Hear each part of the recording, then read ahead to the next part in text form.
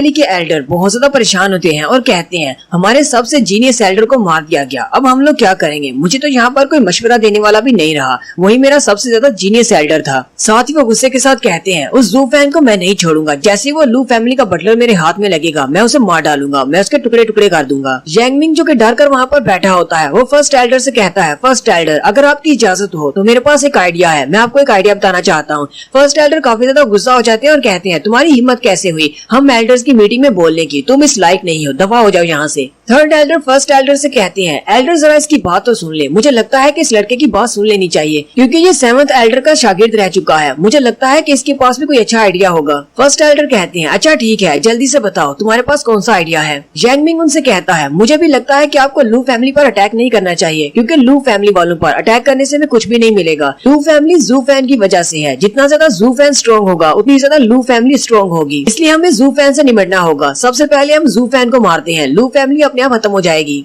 First Elder उसे कहते हैं अच्छा ठीक है आगे बताओ। यांग मिंग उसे कहता है जैसा कि रॉयल फैमिली के एम्परर ने हमसे कहा था कि हम लोग फैंगलिन सिटी में नहीं जा सकते और लू फैमिली इस वक्त फैंगलिन सिटी में है, इसलिए हम लोग उनका कुछ नहीं कर सकते, लेकिन मेरी रिसोर्सेज के मुताबिक जू फैन फैंगलिन सिटी में नहीं है, वो फैंगलिन सिटी से बाहर है, हम जू फैन को आसानी से मार सकते हैं। फर्स्ट एल्डर यांग मिंग से कहते हैं तो फिर ये बताओ हम लोग जू फैन को ढूंढेंगे कैसे और उसे मारेंगे कैसे, क्या इसका भी कोई प्लान है। यांग मिंग कहता है जी मेरे पास एक प्लान है, आपको बस उसके नाम का एक किल ऑर्डर जारी करना है, जोमिंग वैली के नाम से जू फैन के नाम का एक किल ऑर्डर जारी कर दे जिसके सर पर एक बहुत बड़ा इनाम होगा, उसे वांटेड लिस्ट में शामिल कर देते हैं। फिर इस पूरे कॉन्टिनेंट में उसके लिए भागने का कोई भी रास्ता नहीं होगा, कोई भी फैमिली उसे पनाह नहीं देगी और जब उसके लिए भागने के लिए कोई भी जगह नहीं बचेगी तो हमें पता है कि वो वापस कहाँ पर आएगा, वो अपने फैंगलिन सिटी में वापस आएगा और जैसे ही वो फैंगलिन सिटी में वापस आएगा हम लोग फैंगलिन सिटी के बाहर उसका इंतजार करेंगे और रास्ते में ही उसे मार डालेंगे और उसे फैंगलिन सिटी में पहुँचने नहीं देंगे। फर्स्ट एल्डर उसका आइडिया सुनकर बहुत ज्यादा खुश हो जाते हैं और कहते हैं तुम तो एक जीनियस हो, मैं तुमसे बहुत ज्यादा खुश हूँ। साथ ही वो अपने डिसाइपल्स को बुलाते हैं और कहते हैं जल्दी से एक कील ऑर्डर जारी करो जू फैन के नाम का और नीचे जोमिंग वैली का नाम लिखना और साथ में कंडीशंस में लिखना कि जो फैमिली हमें जू फैन के बारे में बताएगी कि जू फैन कहाँ पर है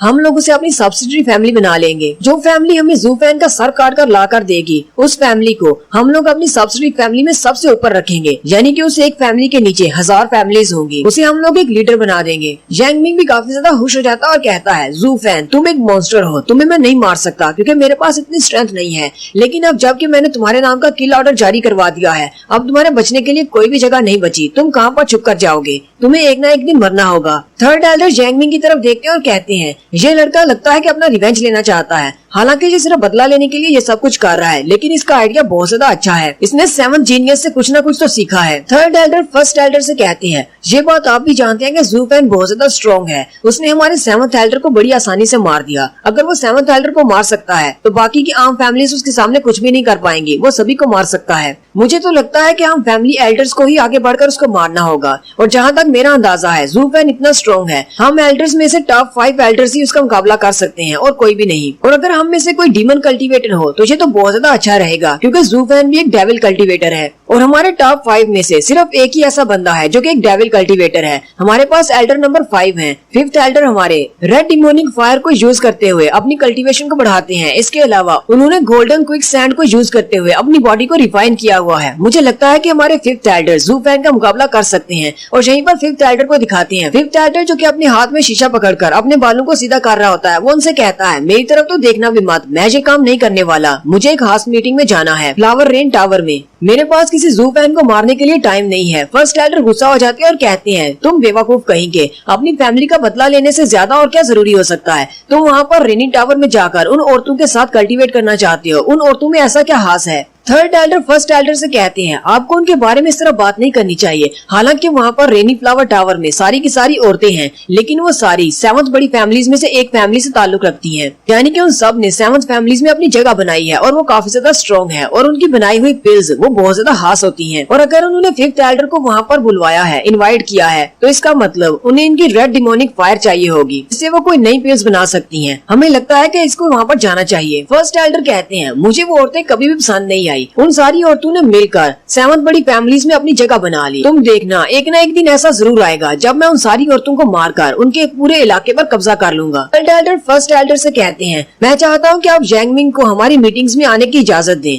मैं इसे 7th एल्डर की जगह पर अपनी मीटिंग्स में लेकर आना चाहता हूँ। मैं चाहता हूँ कि मैं इसे अपना स्टूडेंट बना लूँ, क्योंकि इसने 7th एल्डर से बहुत कुछ सीखा है और ये भी एक जीनियस है। फर्स्ट एल्डर उसे कहते हैं, चलो ठीक है, तुम इसे अपने पास रख सकते हो, तुम इसे अपना स्टूडेंट बना लो। आज के बाद ये हमारे 7th एल्डर की जगह लेगा और फ्यूचर में ये हमारा 7th एल्डर बनेगा। यांग मिंग बहुत ज्यादा खुश हो जाता है और फर्स्ट एल्डर का शुक्रिया अदा करता है। Next scene black wind mountain का दिखाया जाता है, जहाँ पर एक केव होती है। उस केव के अंदर टोंगलिन बैठा एक सीक्रेट टेक्निक को कल्टीवेट कर रहा है, वही सीक्रेट टेक्निक जो कि ज़ू फैन ने उसको दी थी। मिस ली वहाँ पर आती है। मिस ली जैसी वहाँ पर आती है, टोंगलिन उसे कहता है, तुम्हारी ये छुपने की टेक्निक तो बहुत ज्यादा इम्प्रेसिव है, तुम तो बहुत ज्यादा अच्छी होती जा रही हो। हालांकि तुम यहाँ पर मेरे पीछे पहुँच चुकी हो, लेकिन मुझे अभी तक कुछ महसूस नहीं हो रहा कि तुम यहाँ पर आ गई हो। मिस ली उसे कहती है, मुझे अपने बारे में बताओ कि तुम यहाँ पर कौन सी टेक्निक को कल्टीवेट कर रहे हो, क्योंकि अभी सिर्फ 1 साल हुआ है और तुमने इस टेक्निक को कल्टीवेट करते हुए अपनी बोन फॉर्जिंग राम में चले गए हो। ये कौन सी डिमोनिक टेक्निक है जो तुम कल्टीवेट कर रहे हो? क्या तुम्हें पता है कि कियानलांग पवेलियन के बहुत सारे गार्ड्स तुमसे बहुत ज्यादा जेलस हैं,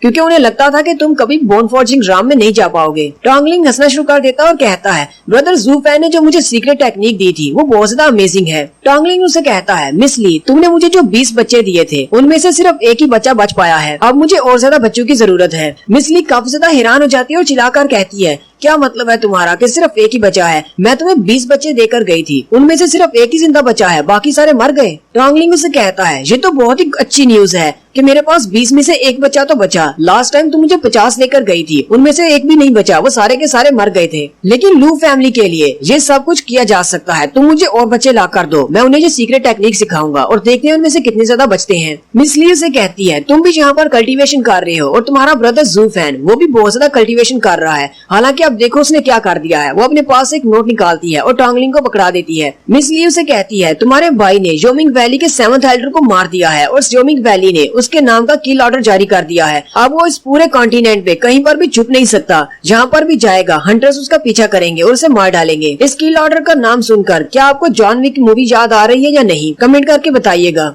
टोंगलिन उसी बात सुनने के बाद हंसना शुरू कर देता और कहता है, मेरा ब्रदर ज़ू फैन तो वाकई में बहुत ज्यादा स्ट्रॉन्ग है, उसने 7th एल्डर को मार दिया। इसका मतलब जब वो वापस आएगा तो वो पहले से बहुत ज्यादा स्ट्रॉन्ग होकर वापस आएगा। साथ ही वो मिस ली से कहता है, तुम्हें इस बारे में परेशान होने की जरूरत नहीं, जितनी स्ट्रेंथ उसके पास है कोई भी जोमिंग वैली का असैसिन उसे नुकसान नहीं पहुंचा सकता। मिस ली से कहती है, तुम्हें किसने कहा कि मैं उसके लिए परेशान हो रही हूँ? मुझे तो इस बात से गुस्सा आ रहा है कि उसने जोमिंग वैली के 7th एल्डर को सिर्फ एक लड़की के लिए मार दिया। आखिर वो कब से इस तरह का आशिक मिजाज निकल आया, और ना ही वो इतना अच्छा इंसान था कि किसी लड़की के लिए वो जोमिंग वैली से पंगा ले ले। टोंगलिन उसे कहता है, तो इस बात से तुम गुस्सा हो, इस बात में इतना हैरान होने वाली कौन सी बात है? ब्रदर ज़ू फैन भी एक मर्द है और किसी लड़की के लिए अगर वो कुछ अच्छा कर रहा है तो इसमें तो अच्छी बात है। आखिर वो नाइंसाफी के खिलाफ खड़ा हुआ है। मिस ली उसे कहती है, तुम्हें क्या लगता है कि मैं ज़ू फैन को नहीं जानती? वो किसी नाइंसाफी के खिलाफ नहीं खड़ा हुआ, वो सिर्फ उस लड़की को बचा रहा है। और साथ ही वो गुस्से के साथ वहाँ से चली जाती है। टोंगलिन चिल्लाकर उसे कहता है, अच्छा ठीक है, ये बात जाकर मिस जिया को कभी मत बताना कि उसने किसी लड़की के लिए 7th एल्डर को मार दिया है। उसके वहाँ से जाने के बाद टोंगलिन कहता है, लगता है कि ये लड़की उससे जेलस हो रही है। जबकि ज़ू फैन दूर एक माउंटेन एरिया में खड़ा होता है और छींक मारते हुए कहता है, लगता है कि मेरी पीठ पीछे कोई मेरी बुराई कर रहा है। ज़ू फैन के सामने एक बड़ी सी पहाड़ी होती है। ज़ू फैन अपने पंख निकालता है और हवा में उड़ते हुए अपनी डीमन फर्स्ट टेक्निक को यूज करता है, जिसका नाम होता है डिमोनिक ड्रैगन रश। वो अपने हाथ पर अपनी की पावर को रिलीज करता है और एक जबरदस्त स्लैश लगाता है। उसकी की पावर से एक ड्रैगन बनता है और वो सामने उस माउंटेन के ऊपर जाकर गिरता है, जिससे वो माउंटेन टुकड़े टुकड़े हो जाती है। फिर साथ ही वो अपनी डीमन सेकंड टेक्निक को यूज करता है, जिसका नाम गोस्ट डीमन क्ला होता है। वो अपना पंजा बनाकर फिर से एक स्लैश लगाता है और उस माउंटेन के जितने भी टुकड़े होते हैं उन टुकड़ों को और भी ज्यादा छोटे छोटे टुकड़े कर देता है। और साथ ही वो डीमन थर्ड टेक्निक को यूज करता है और एक जबरदस्त चीख मारता है। उसके मुंह से बहुत ही जबरदस्त साउंड वेव्स निकलती हैं, जिससे सामने जितनी भी इस माउंटेन के टुकड़े बचे होते हैं वो सारे के सारे एक बड़े से धमाके में उड़ जाते हैं। उसकी साउंड वेव्स इतनी ज्यादा पावरफुल होती हैं कि हवा में उड़ने वाले सारे पंछी उड़ते उड़ते नीचे गिर जाते हैं और गिरकर मर जाते हैं। लेकिन तीनों टेक्निक्स को एक बार में यूज करने की वजह से ज़ू फैन भी काफी ज्यादा एग्जॉस्टेड हो जाता है, यानी कि थक जाता है। ज़ू फैन कहता है, इतनी देर तक कल्टीवेट करने और रिफाइन करने के बाद मुझे लगा था कि मैं ये तीनों टेक्निक्स को परफॉर्म कर पाऊंगा। हालांकि अब तो मेरे पास ब्लू फायर की एनर्जी भी है, लेकिन फिर भी मुझे नहीं लगा था कि इन तीनों टेक्निक्स को परफॉर्म करने के बाद मैं इतना ज्यादा थक जाऊंगा। मेरी सारी की सारी एनर्जी जाया हो गई। अब जबकि मैंने जोमिंग वैली के 7th एल्डर को मार दिया है, तो मुझे लगता है कि वो लोग किसी न किसी को मुझसे बदला लेने के लिए जरूर भेजेंगे, और जिसको भी भेजेंगे वो काफी ज्यादा स्ट्रॉन्ग होगा।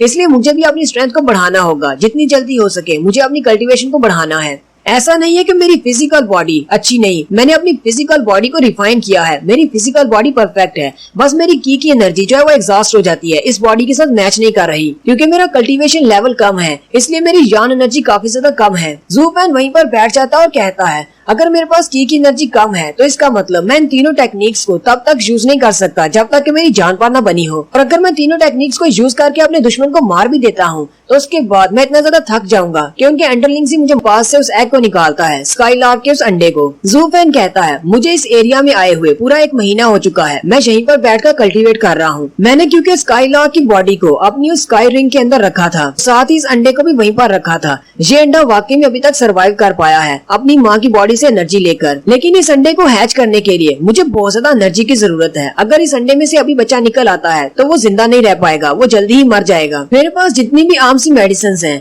वो इस पर जरा भी काम नहीं कर रही। मुझे लगता है कि इसके लिए किसी ऐसी मेडिसिन की जरूरत है जो कि मुर्दा को भी जिंदा कर दे, लेकिन मुझे ऐसी मेडिसिन कहाँ से मिल सकती हैं? मुझे किसी ऐसी जगह के बारे में सोचना होगा जहाँ से मुझे ये मेडिसिन मिल जाएं। ज़ू फैन अभी वहीं पर बैठा सोच रहा होता है कि उसे पीछे से किसी के चिल्लाने की आवाज आती है। कोई कह रहा होता है सोंगजू जल्दी से ये मैजिकल पिल्स हमें दे दो, नहीं तो हम तुम दोनों को मार डालेंगे। ज़ू फैन उनको गाली देता और कहता है अब यहाँ पर कौन आ गया मेरी कल्टीवेशन में भंग डालने के लिए? मैं पिछले 1 महीने से यहाँ पर इतनी आराम से शांति से बैठा हुआ था, अब अचानक यहाँ पर कौन आ गया? ज़ू फैन उठकर उस तरफ जाता है और देखता है कि कौन है यहाँ पर, और यहाँ पर फिर से फर्स्ट एपिसोड वाला सीन दिखाया जा रहा है। एक लड़की लड़का सामने खड़े होते हैं जबकि कुछ गुंडे उनके सामने खड़े होते हैं और उनसे उनकी मैजिकल पिल्स ले रहे होते हैं। उन्हें उनसे उनकी मैजिकल पिल्स का फार्मूला चाहिए होता है। ज़ू फैन ऊपर झाड़ियों में छुपकर उनको देख रहा होता है और उनकी बातें सुनना शुरू कर देता है। लड़के के हाथ में तलवार होती है। लड़का उनसे कहता है ये बॉडी फॉर्जिंग पिल हमारी फैमिली का खजाना है, हम लोग जो तुम्हें कभी भी नहीं देंगे। हम लोग इस मैजिकल पिल के फार्मूला को लेकर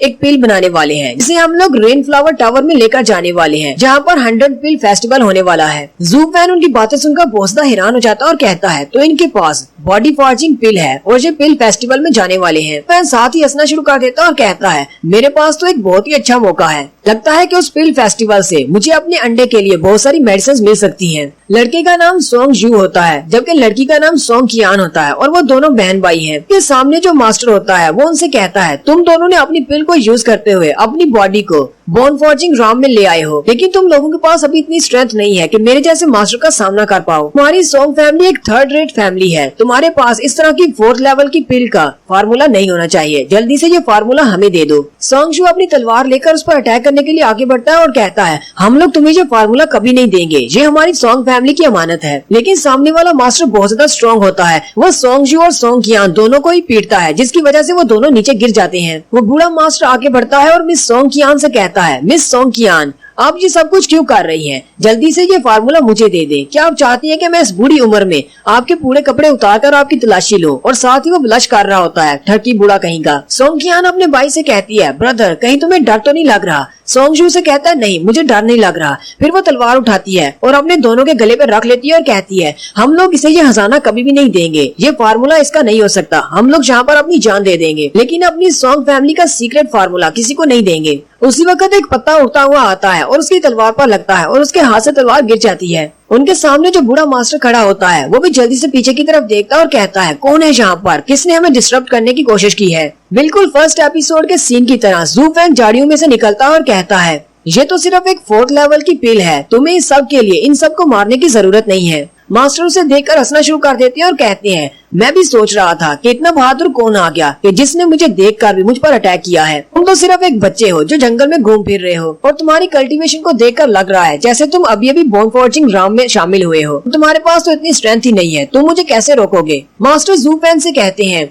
मुझे लगता है कि तुम एक डीमन कल्टीवेटर हो और अगर डीमन कल्टीवेटर होते हुए तुम मुझे इस तरह की बात कहोगे तो मुझे तो हंसी आएगी ही। तुम कह रहे हो कि मैं इन दोनों को ना मारूं जबकि तुम्हारा डीमन कल्टीवेटर किसी को बिला वजह भी मार देते हैं। ज़ू फैन कहता है मैं यहाँ पर किसी को मारने की बात नहीं कर रहा, मैं तो यहाँ पर बचाने की बात कर रहा हूँ। मैं कह रहा हूँ कि यहाँ पर स्ट्रेंथ की बात हो रही है, मैं इन दोनों को बचाना चाहता हूँ। क्या तुम्हारे पास इतनी स्ट्रेंथ है कि तुम मेरे होते हुए इन दोनों को मार सको? सोंगजू जू फैन से कहता है, ब्रदर जल्दी से यहाँ से चले जाओ, हमारी वजह से तुम्हें मरने की जरूरत नहीं है, तुम इतने ज्यादा स्ट्रॉन्ग नहीं हो कि मास्टर का सामना कर पाओ। जबकि मास्टर हंसते हुए कहते हैं, बहुत देर हो चुकी है, अब जो यहाँ से भागकर नहीं जा सकता, और वो साथ ही जू फैन पर अटैक करने के लिए आगे बढ़ते हैं और जू फैन से कहते हैं, तुमने अपनी मौत को खुद दावत दी है, तुम्हें क्या पड़ी थी किसी के मामले में आकर टांग अड़ाने की। लेकिन जू फैन उसके सामने बड़े ही आराम से खड़ा होता है और हल्का सा मुस्कुराता है और साथ ही एक स्लैश लगती है और उसके बाद उस मास्टर का सर काटकर अलग हो जाता है। वो दोनों बहन भाई और साथ ही मास्टर के जितने डिसाइपल्स होते हैं वो सारे भी देखकर बहुत ज्यादा हैरान हो जाते हैं। मास्टर के डिसाइपल कहते हैं, ये तो एक मॉन्स्टर है, और वो डर कर वहाँ से भाग जाते हैं। तबकि जू फैन भी उस मास्टर को मारने के बाद पीछे की तरफ मुड़ जाता है। जू फैन अब यहाँ पर अपनी नौटंकी शुरू करने वाला है। वो दोनों बहन भाई आगे बढ़ते हैं और कहते हैं, रुको जरा, हमारी बात तो सुनो। जू फैन उस लड़की से कहता है, क्या मसला है। वो लड़की ब्लश करते हुए वहीं पर रुक जाती है। सोंग कियान उसे कहती है, मुझे तुम्हारा नाम नहीं पता, क्या तुम मुझे अपना नाम बताओगे। तुमने हम दोनों की जान बचाई है, हमारी सोंग फैमिली तुम्हारे इस एहसान का बदला जरूर चुकाएगी, जल्दी से बताओ तुम्हें क्या चाहिए। जू फैन उसे इग्नोर करते हुए आगे बढ़ जाता है और कहता है, मुझे तुम लोगों से कुछ भी नहीं चाहिए, मैं जहाँ से जा रहा हूँ। जबकि सोंग कियान सोच रही होती है, अपनी पूरी फैमिली में मैं सबसे ज्यादा खूबसूरत हूँ, सारे लड़के मेरे ऊपर मरते हैं, फिर जब मेरी तरफ देख क्यों नहीं रहा। सोंग कियान फिर से भागती हुई उसके सामने जाकर खड़ी हो जाती है और उसका रास्ता रोक लेती है। जू फैन उसे कहता है, अब तुम्हें मुझसे क्या कहना है, तुम मेरे रास्ते में क्यों खड़ी हो।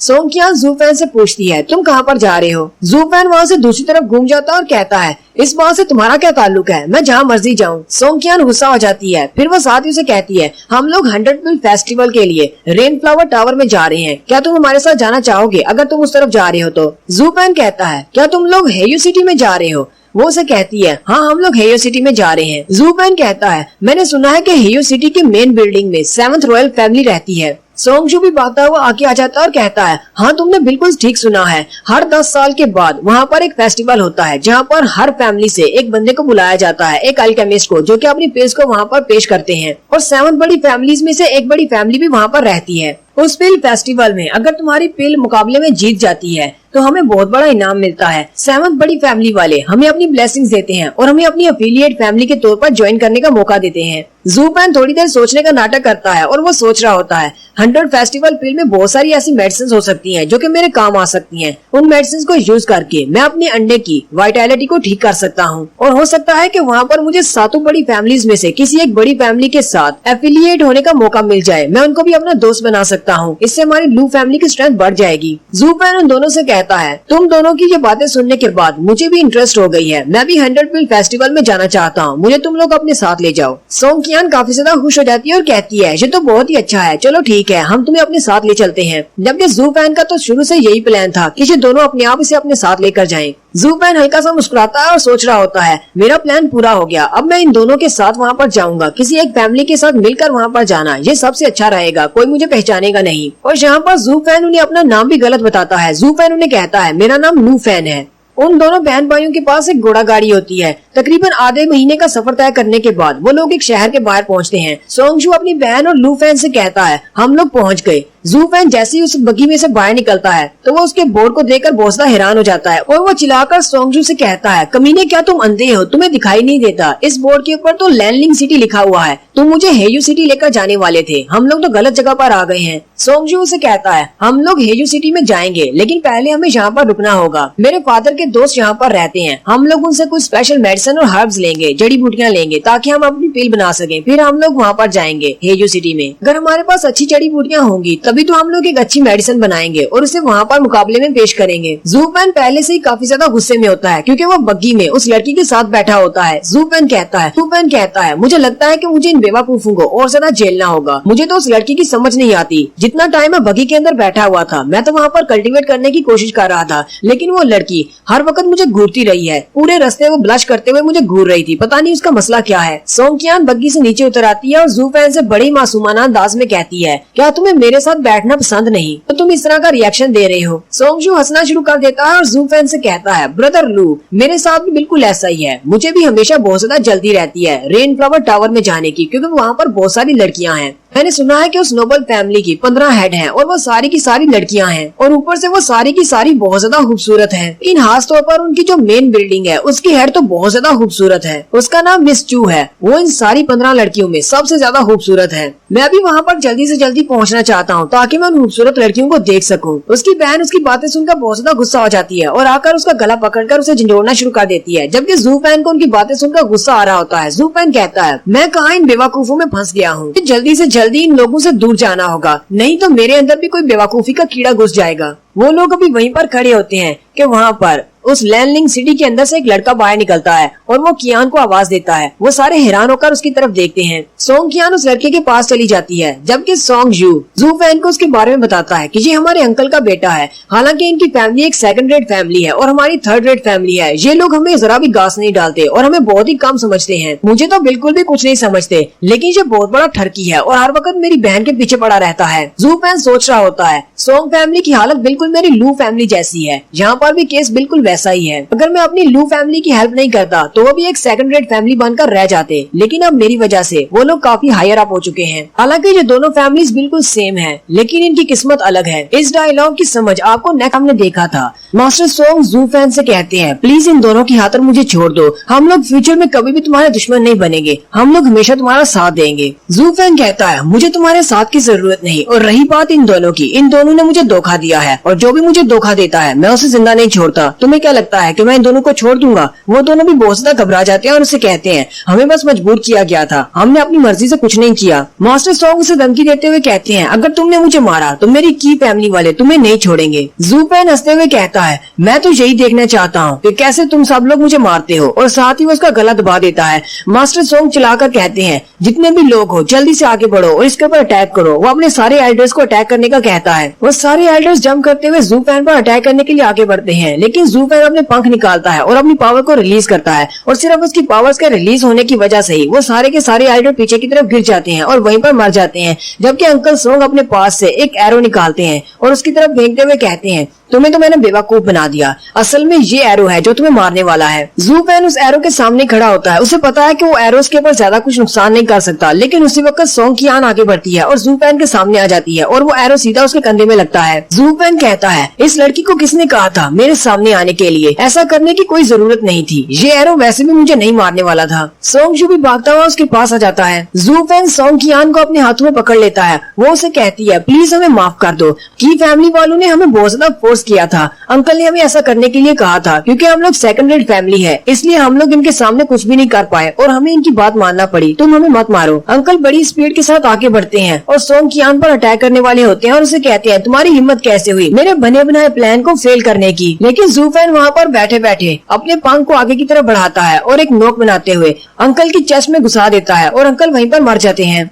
जू फैन कियान को उठा लेता और कहता है, अब तो यहाँ पर कोई भी जिंदा नहीं बचा, सिर्फ इन दोनों बहन भाई के अलावा। जू फैन उसके कंधे में से उस छोटे डैगर को निकालता है तो उसके ऊपर हरे रंग का कुछ लगा होता है। जू फैन कहता है, लगता है इसके ऊपर पॉइजन लगा हुआ है। सोंगजू उससे कहता है, मुझे लगता है कि ये की फैमिली का सीक्रेट पॉइजन है। सोंगजू वहाँ से भागते हुए फार्मेसी की तरफ चला जाता है और कहता है, मैं इनकी फार्मेसी से तुम्हारे लिए कोई एंटीडोट ढूंढ कर लाता हूँ, तुम्हें बस थोड़ी देर के लिए रुकना होगा। जू फैन सोंग कियान से कहता है, तुम्हारा भाई तो बहुत बड़ा उल्लू है, हालांकि इस पॉइजन को की पावर से भी एक्सट्रैक्ट किया जा सकता है, फार्मेसी में जाने की क्या जरूरत है? सोंग कियान उसे कहती है, हाँ मुझे पता है कि मेरा भाई बहुत बड़ा बेवकूफ है। जू फैन उसे कहता है, मेरे सामने आकर बैठ जाओ, मैं तुम्हारी बॉडी से इस पॉइजन को निकाल देता हूँ अपनी की पावर को यूज करते हुए। फिर जू फैन उसकी बैक में अपनी की पावर को इंसर्ट करता है और उसकी बॉडी के अंदर उस पॉइजन को लोकेट करने की कोशिश करता है। जू फैन काफी ज्यादा हैरान हो जाता है और कहता है, मैं तो इसकी बॉडी के अंदर पॉइजन को ढूंढ ही नहीं पा रहा, पता नहीं इसकी बॉडी के अंदर पॉइजन कहाँ पर है, क्या इसको पॉइजन दिया भी गया है या नहीं? फिर जू फैन कहता है, हो सकता है शायद कोई ऐसा सीक्रेट पॉइजन हो जो कि मेरी की पावर से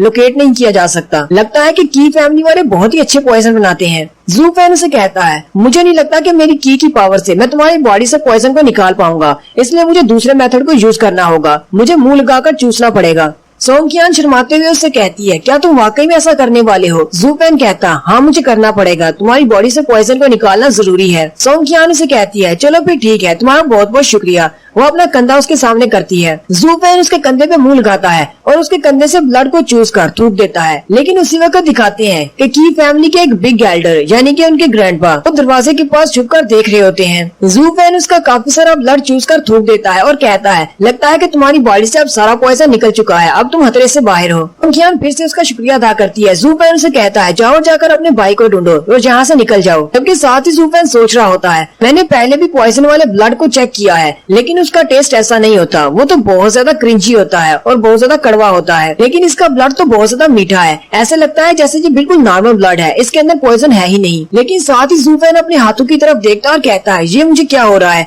मेरे तो अपने हाथों पर, मेरे अपने बॉडी पर कंट्रोल नहीं रहा। क्या मुझे पॉइजन दिया गया है या फिर उसकी बॉडी से पॉइजन को चूसते हुए मेरी बॉडी के अंदर पॉइजन चला गया है। और साथ ही जू फैन नीचे गिर जाता है। उसी वक्त सोंग कियान को दिखाते हैं जो कि किसी को इशारा करती है। जू फैन अपने ऊपर की तरफ देखता है तो उसके ऊपर एक पिंजरा आकर गिरता है। वो पिंजरा एक 4th लेवल का स्पिरिट वेपन होता है, डिफेंसिव स्पिरिट वेपन। जू फैन उस पिंजरे के अंदर कैद हो जाता है। उसी वक्त दरवाजे के पीछे छुपे हुए बिग एल्डर वो भी हंसते हुए अंदर आ जाते हैं और उनके साथ और भी बहुत सारे एल्डर्स होते हैं। बिग एल्डर बाहर आ जाते हैं और जू फैन से कहते हैं मुझे नहीं लगा था कि तुम्हें इतनी आसानी से पकड़ा जा सकता है, लेकिन तुम तो हमारे जाल में फंस गए। अब तुम इस पिंजरे के अंदर से कभी नहीं निकल पाओगे। ये पिंजरा हमारी फैमिली का सबसे कीमती ट्रेजर है। ये एक 4th लेवल का मैजिक वेपन है। जू फैन भी बिग एल्डर की तरफ देखता है और कहता है ये तो की फैमिली का कियान राम का मास्टर है। सोंग कियान जल्दी से बिग एल्डर के पास चली जाती है। मास्टर उसे कहते हैं सोंग कियान तुमने और तुम्हारे भाई ने बहुत ही अच्छी एक्टिंग की है, तुम बहुत ज्यादा अच्छे होते जा रहे हो। सोंग कियान अंकल से कहती है आपका बहुत बहुत शुक्रिया जो आपने मेरी इतनी ज्यादा तारीफ कर दी।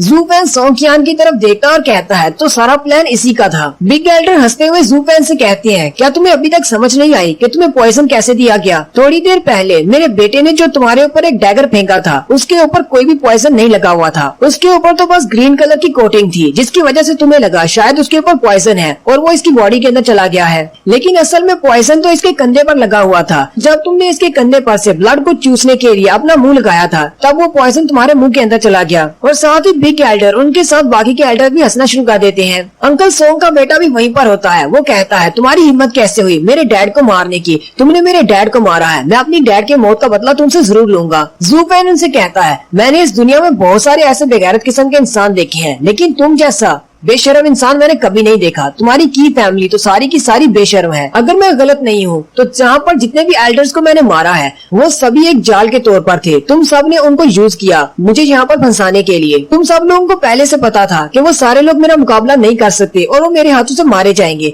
फिर भी तुम लोगों ने उन्हें यहाँ पर भेजा। तुमने तो अपने बेटे को ही सेक्रीफाइस कर दिया और तुमने अपने बाप को। बिग एल्डर हंसते हुए कहते हैं तो इस बात से क्या फर्क पड़ता है कि मैंने अपने बेटे को सेक्रीफाइस कर दिया? अगर हम अपने बेटे को सेक्रीफाइस करके जोमिंग वैली की तरफ से एक हेड फैमिली बन सकते हैं तो इससे अच्छा और क्या हो सकता है? मैंने सिर्फ यहाँ पर एक बेटा खोया है और कुछ एल्डर्स को। जब हम लोग जोमिंग वैली की तरफ से एक बड़ी फैमिली बन जाएंगे तो हमारे पास बहुत सारे एल्डर्स होंगे, हमारी फैमिली ग्रो करेगी, हमारी फैमिली बहुत ज्यादा बड़ी हो जाएगी। मैंने ये सब कुछ अपनी फैमिली के लिए किया है, अपनी फैमिली को बड़ा बनाने के लिए। टूफैन कहता है डीमन कल्टिवेटर्स भी बिल्कुल ऐसा ही करते हैं, तुम भी बिल्कुल डीमन कल्टिवेटर्स की तरह ही कर रहे हो, लेकिन तुमने अपने बेटे को मरवा दिया, वो भी एक बड़ी फैमिली बनने के लिए। पहले तुम लोग एक 2nd क्लास की फैमिली थे, लेकिन अब तुम लोग जोमिंग वैली के 1st क्लास के कुत्ते बन जाओगे। लेकिन तुम्हारे ख्वाब बहुत ज्यादा छोटे हैं, तुम जोमिंग वैली का कुत्ता बनना चाहते हो, जबकि अगर मैं तुम्हारी जगह पर होता मैं तो इस पूरे कॉन्टिनेंट पर कब्जा करना चाहता। बिग एल्डर हंसना शुरू कर देते हैं और कहते हैं तुम्हारे सपने तो बहुत बड़े हैं, लेकिन इस पूरे कॉन्टिनेंट पर राज करना इतना भी आसान नहीं है। बिग एल्डर उसे कहते हैं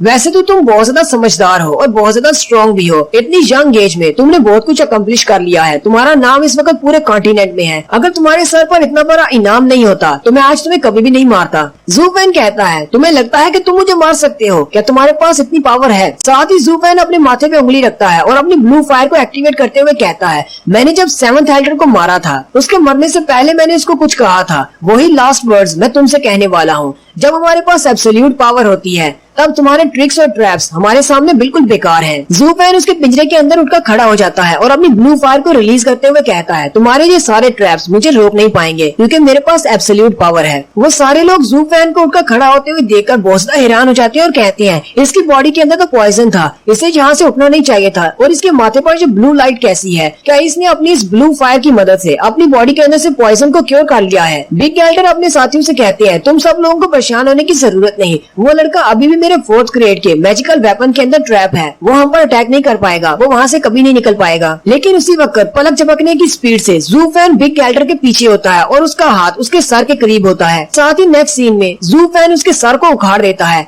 यानी कि उसका काम तमाम। जू फैन बिग एल्डर के सर को अपने हाथ में पकड़कर खड़ा होता है और उन सब की तरफ देखता है। वो सारे इतने ज्यादा घबरा जाते हैं और जू फैन की तरफ को देखकर कहते हैं ये तो एक मॉन्स्टर है, ये एक डेविल है। बाकी के एल्डर्स सोंगशू के कजन से कहते हैं यंग मास्टर आप यहाँ से चले जाएं, हम इसे यहाँ पर रोक कर रखते हैं, आप जल्दी से यहाँ से भाग जाएं। कजिन और वो दोनों बहन भाई भागना शुरू कर देते हैं जबकि वो एल्डर्स जू फैन को वहाँ पर रोका रखते हैं। लेकिन जू फैन सिर्फ चंद ही सेकंड्स में उन बाकी के एल्डर्स को भी मार देता है। जू फैन कहता है सिर्फ आधे महीने की कल्टीवेशन के बाद मेरे स्किल्स तो पहले से भी ज्यादा इवॉल्व हो चुके हैं, अब तो मैं पहले से भी ज्यादा स्ट्रॉन्ग हो चुका हूँ। फिर जू फैन दरवाजे की तरफ देखता है और कहता है यहाँ का काम तो खत्म हो गया, लेकिन अभी 3 चूहे और हैं जिन्हें मुझे खत्म करना है, क्योंकि मैं यहाँ से किसी को भी भागने नहीं दे सकता। उन सब की मौत तय है क्योंकि वो तीनों शहर से बाहर भाग जाते हैं और वो भागते हुए कह रहे होते हैं हमें यहाँ पर मरना नहीं है, और वो तीनों बहुत ज्यादा घबराए हुए होते हैं। उसी वक्त जू फैन का ब्लडी बेबी सबसे पहले कजिन की बॉडी के आर पार होता है और वो कजिन वहीं पर मर जाता है। बाकी के दोनों भाई बहन वहीं पर रुक जाते हैं। जू फैन भी उड़ता हुआ वहीं पर आ जाता है। जू फैन उनसे कहता है तुम लोग तो भागने में उस्ताद हो, तुम्हारी स्पीड तो काफी ज्यादा है। सोंग कियान जल्दी से जू फैन के सामने घुटने टेक देती है और कहती है प्लीज मुझे माफ कर दो, हम लोग एक थर्ड क्लास फैमिली से हैं, हम लोगों ने ये जानबूझकर नहीं किया, अंकल सोंग ने हमें मजबूर किया था ये सब कुछ करने के लिए, अगर हम लोग जो नहीं करते तो की फैमिली वाले और जोमिंग वैली वाले, इसलिए हमने ये किया है। अगर तुम्हें मुझसे बदला लेना है तो मुझे मार डालो, मेरे भाई को छोड़ दो, मेरे भाई ने सब में कुछ भी नहीं किया, मेरा भाई हमारी फैमिली का इकलौता मेल मेंबर है। जू फैन कहता है तुम लोग तो बिल्कुल लू फैमिली की तरह हो, तुम लोग भी आखिरी 2 बचे हुए मेंबर हो, एक लड़की और एक यंग मास्टर, तुम्हारी सिचुएशन भी बिल्कुल सेम है। सोंग कियान से कहती है तुम्हारा मतलब तुम्हारी लू फैमिली से है, तुम्हारी लू फैमिली जब तुम्हें मिली थी उनकी हालत भी ऐसी ही थी। जू फैन आसमान की तरफ देखता और कहता है हाँ तुम लोग लू फैमिली से बहुत ज्यादा मिलते जुलते हो, इसलिए मेरा दिल नहीं कर रहा तुम लोगों को मारने का। ये बात सुनते ही वो दोनों भाई बहन बहुत ज्यादा खुश हो जाते हैं कि ये हमें नहीं मारने वाला। लेकिन साथ ही जू फैन अपने ब्लडी बेबी को रिलीज करता है और कहता है लेकिन अफसोस की बात तो ये है कि तुम दोनों लू फैमिली जैसे नहीं हो, लू फैमिली वाले बहुत ज्यादा अच्छे थे लेकिन तुम दोनों कुछ ज्यादा ही स्मार्ट हो, कुछ ज्यादा ही जीनियस हो। और साथ ही वो अपने ब्लडी बेबी को यूज करते हुए उन दोनों को वहीं पर मार देता है। और साथ ही जू फैन कहता है अब वक्त आ चुका है रेन फ्लावर टावर में जाने का। एपिसोड के एंड पे जिन दोनों बहन भाइयों को जू फैन ने मारा था उनमें से जो भाई था यानी सोंगजू, जू फैन ने उसकी बॉडी ले ली है और उसका बेस बदलकर जहाँ पर आया है ताकि उसे कोई पहचान न सके। जू फैन जहाँ पर आने के बाद सोंगजू के सबसे बेस्ट फ्रेंड उसके साथ मिलता है और उसके साथ बैठा पी रहा होता है। और यही बात जू फैन उस बंदे के बारे में बताता है कि इस लड़के का नाम डोंग टियानबा है। ये जहाँ पर हेयू सिटी में एक फर्स्ट क्लास की फैमिली से ताल्लुक रखता है और अगर टियानजू एम्पायर में देखा जाए तो ये सेकंड क्लास फैमिली बनती है। कुछ अर्सा पहले डोंग टियानबा अपने फादर के ऑर्डर्स को फॉलो करते हुए रेन फ्लावर टावर में गया था जहाँ पर ये अपने एक दोस्त को मिला जिसका नाम सोंगजू था जो कि एक बुरा फ्रेंड है जिसका बेस बदलकर मैं इसके सामने बैठा हुआ हूँ। और ये सोंगजू बहुत बड़ा कमीना इंसान है, ये हमेशा से ही आगे बढ़ना चाहता था। इसका मकसद ये था कि ये किसी बड़ी फैमिली की लड़की से शादी करके अपनी फैमिली को राइज कर सके। सोंगजू ने डोंग टियानबा के साथ अपनी दोस्ती को बढ़ाया ताकि वो उसकी बहन के साथ शादी कर सके जिसका नाम डोंग जाओ वैन है। लेकिन सोंगजू का ये प्लान कामयाब नहीं हो सका क्योंकि डोंग फैमिली में सिर्फ एक ही लड़की है, मास्टर की सिर्फ एक ही बेटी है और उन्होंने अपनी बेटी का रिश्ता इसको देने से इनकार कर दिया और साथ ही डोंग टियानबा को भी घर से निकाल दिया क्योंकि टियानबा अपने दोस्त सोंगजू को रिश्ते के लिए घर लेकर गया था। इसने रिकमेंड किया था कि वो अपनी बहन की शादी इसके साथ करवाना चाहता है, जबकि टियानबा की बहन भी इससे बहुत ज्यादा गुस्सा है क्योंकि उसे भी लगता है कि सोंगजू एक बहुत ही निकम्मा इंसान है और वो उसके साथ शादी नहीं कर सकती। लेकिन सोंगजू जो कि पूरी दुनिया की नजर में कचरे के अलावा कुछ भी नहीं और इसकी फैमिली की नजर में भी उसकी यही औकात है, लेकिन फिर भी डोंग टियानबा की नजर में वो उसका सबसे ज्यादा बेस्ट और जिगरी यार था। यहाँ तक कि टियानबा उसे अपनी सारी बातें बताता था। वो दोनों बैठे पी रहे होते हैं। टियानबा को जब चढ़ जाती है तो टियानबा कहता है मेरी फैमिली वाले तो बिल्कुल बेवकूफ हैं, वो इस बात को समझते नहीं। मुझे पता है मेरे ब्रदर तुम कितने ज्यादा अच्छे हो, मैं अपनी बहन की शादी तुमसे करवाना चाहता हूँ, लेकिन वो इस बात को मानते नहीं। जबकि जू फैन अंदर से सोच रहा होता है ये किस किस्म का इंसान है, सिर्फ 2 गिलास इसके साथ बैठकर पी क्या लो, ये तो अपनी बहन ही में देने को तैयार हो जाता है। अगर मैं इसका बाप होता तो इसकी ऐसी हरकत के ऊपर मैं तो इसे घर से कब का निकाल देता। आखिर इस टियानबा का मसला क्या है, ये अपनी बहन को उस लड़के से शादी क्यों नहीं करने देता जिससे वो पसंद करती है। तो मुझे डोंग फैमिली के फ्यूचर की फिक्र हो रही है। अगर उनका यंग मास्टर इस तरह का है तो फिर तो उस डोंग फैमिली का बेड़ा गर्क हो चुका है और साथ ही उस लड़की बेचारी की भी जिसकी शादी ये किसी के साथ भी करवा सकता है। टियानबा जू फैन से कहता है ब्रदर सोंग तुम्हारी बहन कहाँ पर है, वो तुम्हारे साथ नहीं आई। जू फैन से कहता है मेरी बहन मेरे साथ आई थी, वो मुझे यहाँ पर छोड़कर वापस घर चली गई है। और साथ ही जू फैन सोंगजू वाला डायलॉग बोलता है और उसे कहता है टियानबा तुम्हें नहीं पता ये दुनिया बहुत ज्यादा बड़ी है और इस दुनिया में बहुत ही खूबसूरत लड़कियाँ हैं, तुम्हें हमेशा मेरी बहन के पीछे क्यों पड़ना है, मेरी बहन के अलावा भी बहुत सारी खूबसूरत लड़कियाँ हैं, तुम उनको भी देख सकते हो। जंगल में बहुत सारे दरख्त हैं, हम सिर्फ एक ही दरख्त के साथ क्यों चिपके रहें? और वैसे भी मैंने सुना है कि रेन फ्लावर टावर में बहुत सारी खूबसूरत लड़कियां हैं। टियानबा उसे कहता है, लगता है शायद तुम्हें इस बारे में पता नहीं, रेन फ्लावर टावर में जितनी भी लड़कियां हैं, हम मर्द उनको हाथ नहीं लगा सकते। साथ ही वो अपने आसपास देखता है और उसे कहता है, क्या तुम्हें पता है कि पूरी 7 नोबल फैमिलीज में से यही सिर्फ एक नोबल फैमिली है जिसमें सारी की सारी हेड एल्डर्स औरतें हैं। जहाँ पर रेन फ्लावर टावर में औरतों का स्टेटस बहुत ज्यादा हाई है। पिछले कुछ 100 सालों से हम लोग दूसरी फैमिली से मर्दों को हायर करते हैं शादी करने के लिए, जहाँ की औरतों से वो शादी करते हैं और बच्चे पैदा करते हैं। ज़ूफेन उसे कहता है, तो इसका मतलब तुम्हारी जैसी छोटी फैमिलीज वाले रेन फ्लावर टावर की किसी लड़की से शादी नहीं कर सकते। टियानबा उसे कहता है, ब्रदर मुझे ऐसा लगता है जैसे मैं तुम्हें जानता ही नहीं, तुम कैसी अजीब सी बहकी बहकी बातें कर रहे हो। तुम अच्छी तरह से जानते हो कि यहाँ पर किसी लड़की को परस्यू करना या फिर उसके साथ फ्लर्ट करना या फिर उसके पीछे लगना ये बहुत बड़ा गुनाह समझा जाता है और इसके लिए हमें सजा भी दी जा सकती है। ये बात सुन के वो बहुत ज्यादा हैरान हो जाता है। ज़ूफेन उसे कहता है, अच्छा मुझे बाकी के रूल्स के बारे में बताओ, यहाँ पर और कौन कौन से रूल्स हैं? अच्छा हम लोग इस होटल में रह रहे हैं, यहाँ पर रहने के भी कोई रूल्स है? डोंग टियानबा उसे कहता है, हाँ जब यहाँ पर 100 पील फेस्टिवल होता है तो यहाँ पर बहुत सारी फैमिलीज आती हैं और यहाँ पर जितनी भी फैमिलीज आती हैं उन सब के रहने के लिए रेन फ्लावर टावर में बंदोबस्त किया जाता है। जबकि 3rd क्लास की जो फैमिलीज होती हैं वो स्लम एरिया में जाकर रहती हैं। जो 2nd क्लास फैमिलीज होती हैं वो इस तरह की होटल्स में रह सकती हैं जहाँ पर इस वक्त हम लोग बैठे हुए हैं। 1st क्लास फैमिलीज वाले वो टावर में जाकर रहते हैं और यहाँ पर 7th फैमिलीज वाले भी आने वाले हैं। ज़ूफेन चौंक जाता है और कहता है, क्या यहाँ पर 7th फैमिली वाले भी आते हैं? टियानबा उसे कहता है, हाँ यहाँ पर 7th फैमिलीज वाले आते हैं। अब मुझे पता है कि किंगडम की 7 फैमिलीज हमेशा आपस में लड़ती रहती हैं। कि जब 100 पील फेस्टिवल होता है तो इन्हें इन्वाइट किया जाता है और वो सारे लोग यहाँ पर आते हैं क्योंकि फ्लावर रेन सिटी में जो नोबल फैमिली रहती है ये न्यूट्रल है, ये कभी भी इनके साथ वार नहीं करती। 7 फैमिलीज में से अगर ज्यादा नहीं तो 3-4 तो यहाँ पर लाजमी आएंगे और योमिंग वैली वाले तो यहाँ पर पहले से ही आ चुके हैं और इसके अलावा कोहुई फॉरेस्ट वाले भी यहाँ पर आ चुके हैं। ज़ूफेन कहता है, जब मैं इस शहर के अंदर दाखिल हो रहा था उस वक्त मुझे वहाँ पर गेट पर बहुत सारे योमिंग वैली के स्टूडेंट नजर आए। वो भी मुझसे पूछताछ कर रहे थे मेरे बारे में, यानी कि ज़ूफेन के बारे में पूछताछ कर रहे थे। ज़ूफेन कहता है, वो लोग यहाँ पर अकेले नहीं आए होंगे, यहाँ पर लाजमी तौर पर कोई ना कोई एल्डर आया होगा और वो एल्डर 7th एल्डर से ज्यादा स्ट्रॉन्ग होगा क्योंकि अगर उसे लगता है कि मैं यहाँ पर आने वाला हूँ तो वो मुझसे फाइट कर सकेगा। ज़ूफेन टियानबा से कहता है, योमिंग वैली से कौन से एल्डर यहाँ पर आने वाले हैं? डोंग टियानबा सारी लाते हुए कहता है, मुझे नहीं पता, हम लोग रेन फ्लावर टावर में नहीं जा सकते। उसी वक्त बाहर से एक लड़का भागता हुआ आता है और डोंग टियानबा से कहता है, डोंग टियानबा जल्दी से मेरे साथ चलो, तुम्हारी बहन बहुत बड़ी मुश्किल में है। टियानबा गुस्से के साथ उठकर खड़ा हो जाता है और कहता है, क्या हुआ मेरी बहन के साथ? चलो जल्दी से वहाँ पर चलते हैं। ज़ूफेन कहता है, मुझे भी अपने साथ ले चलो।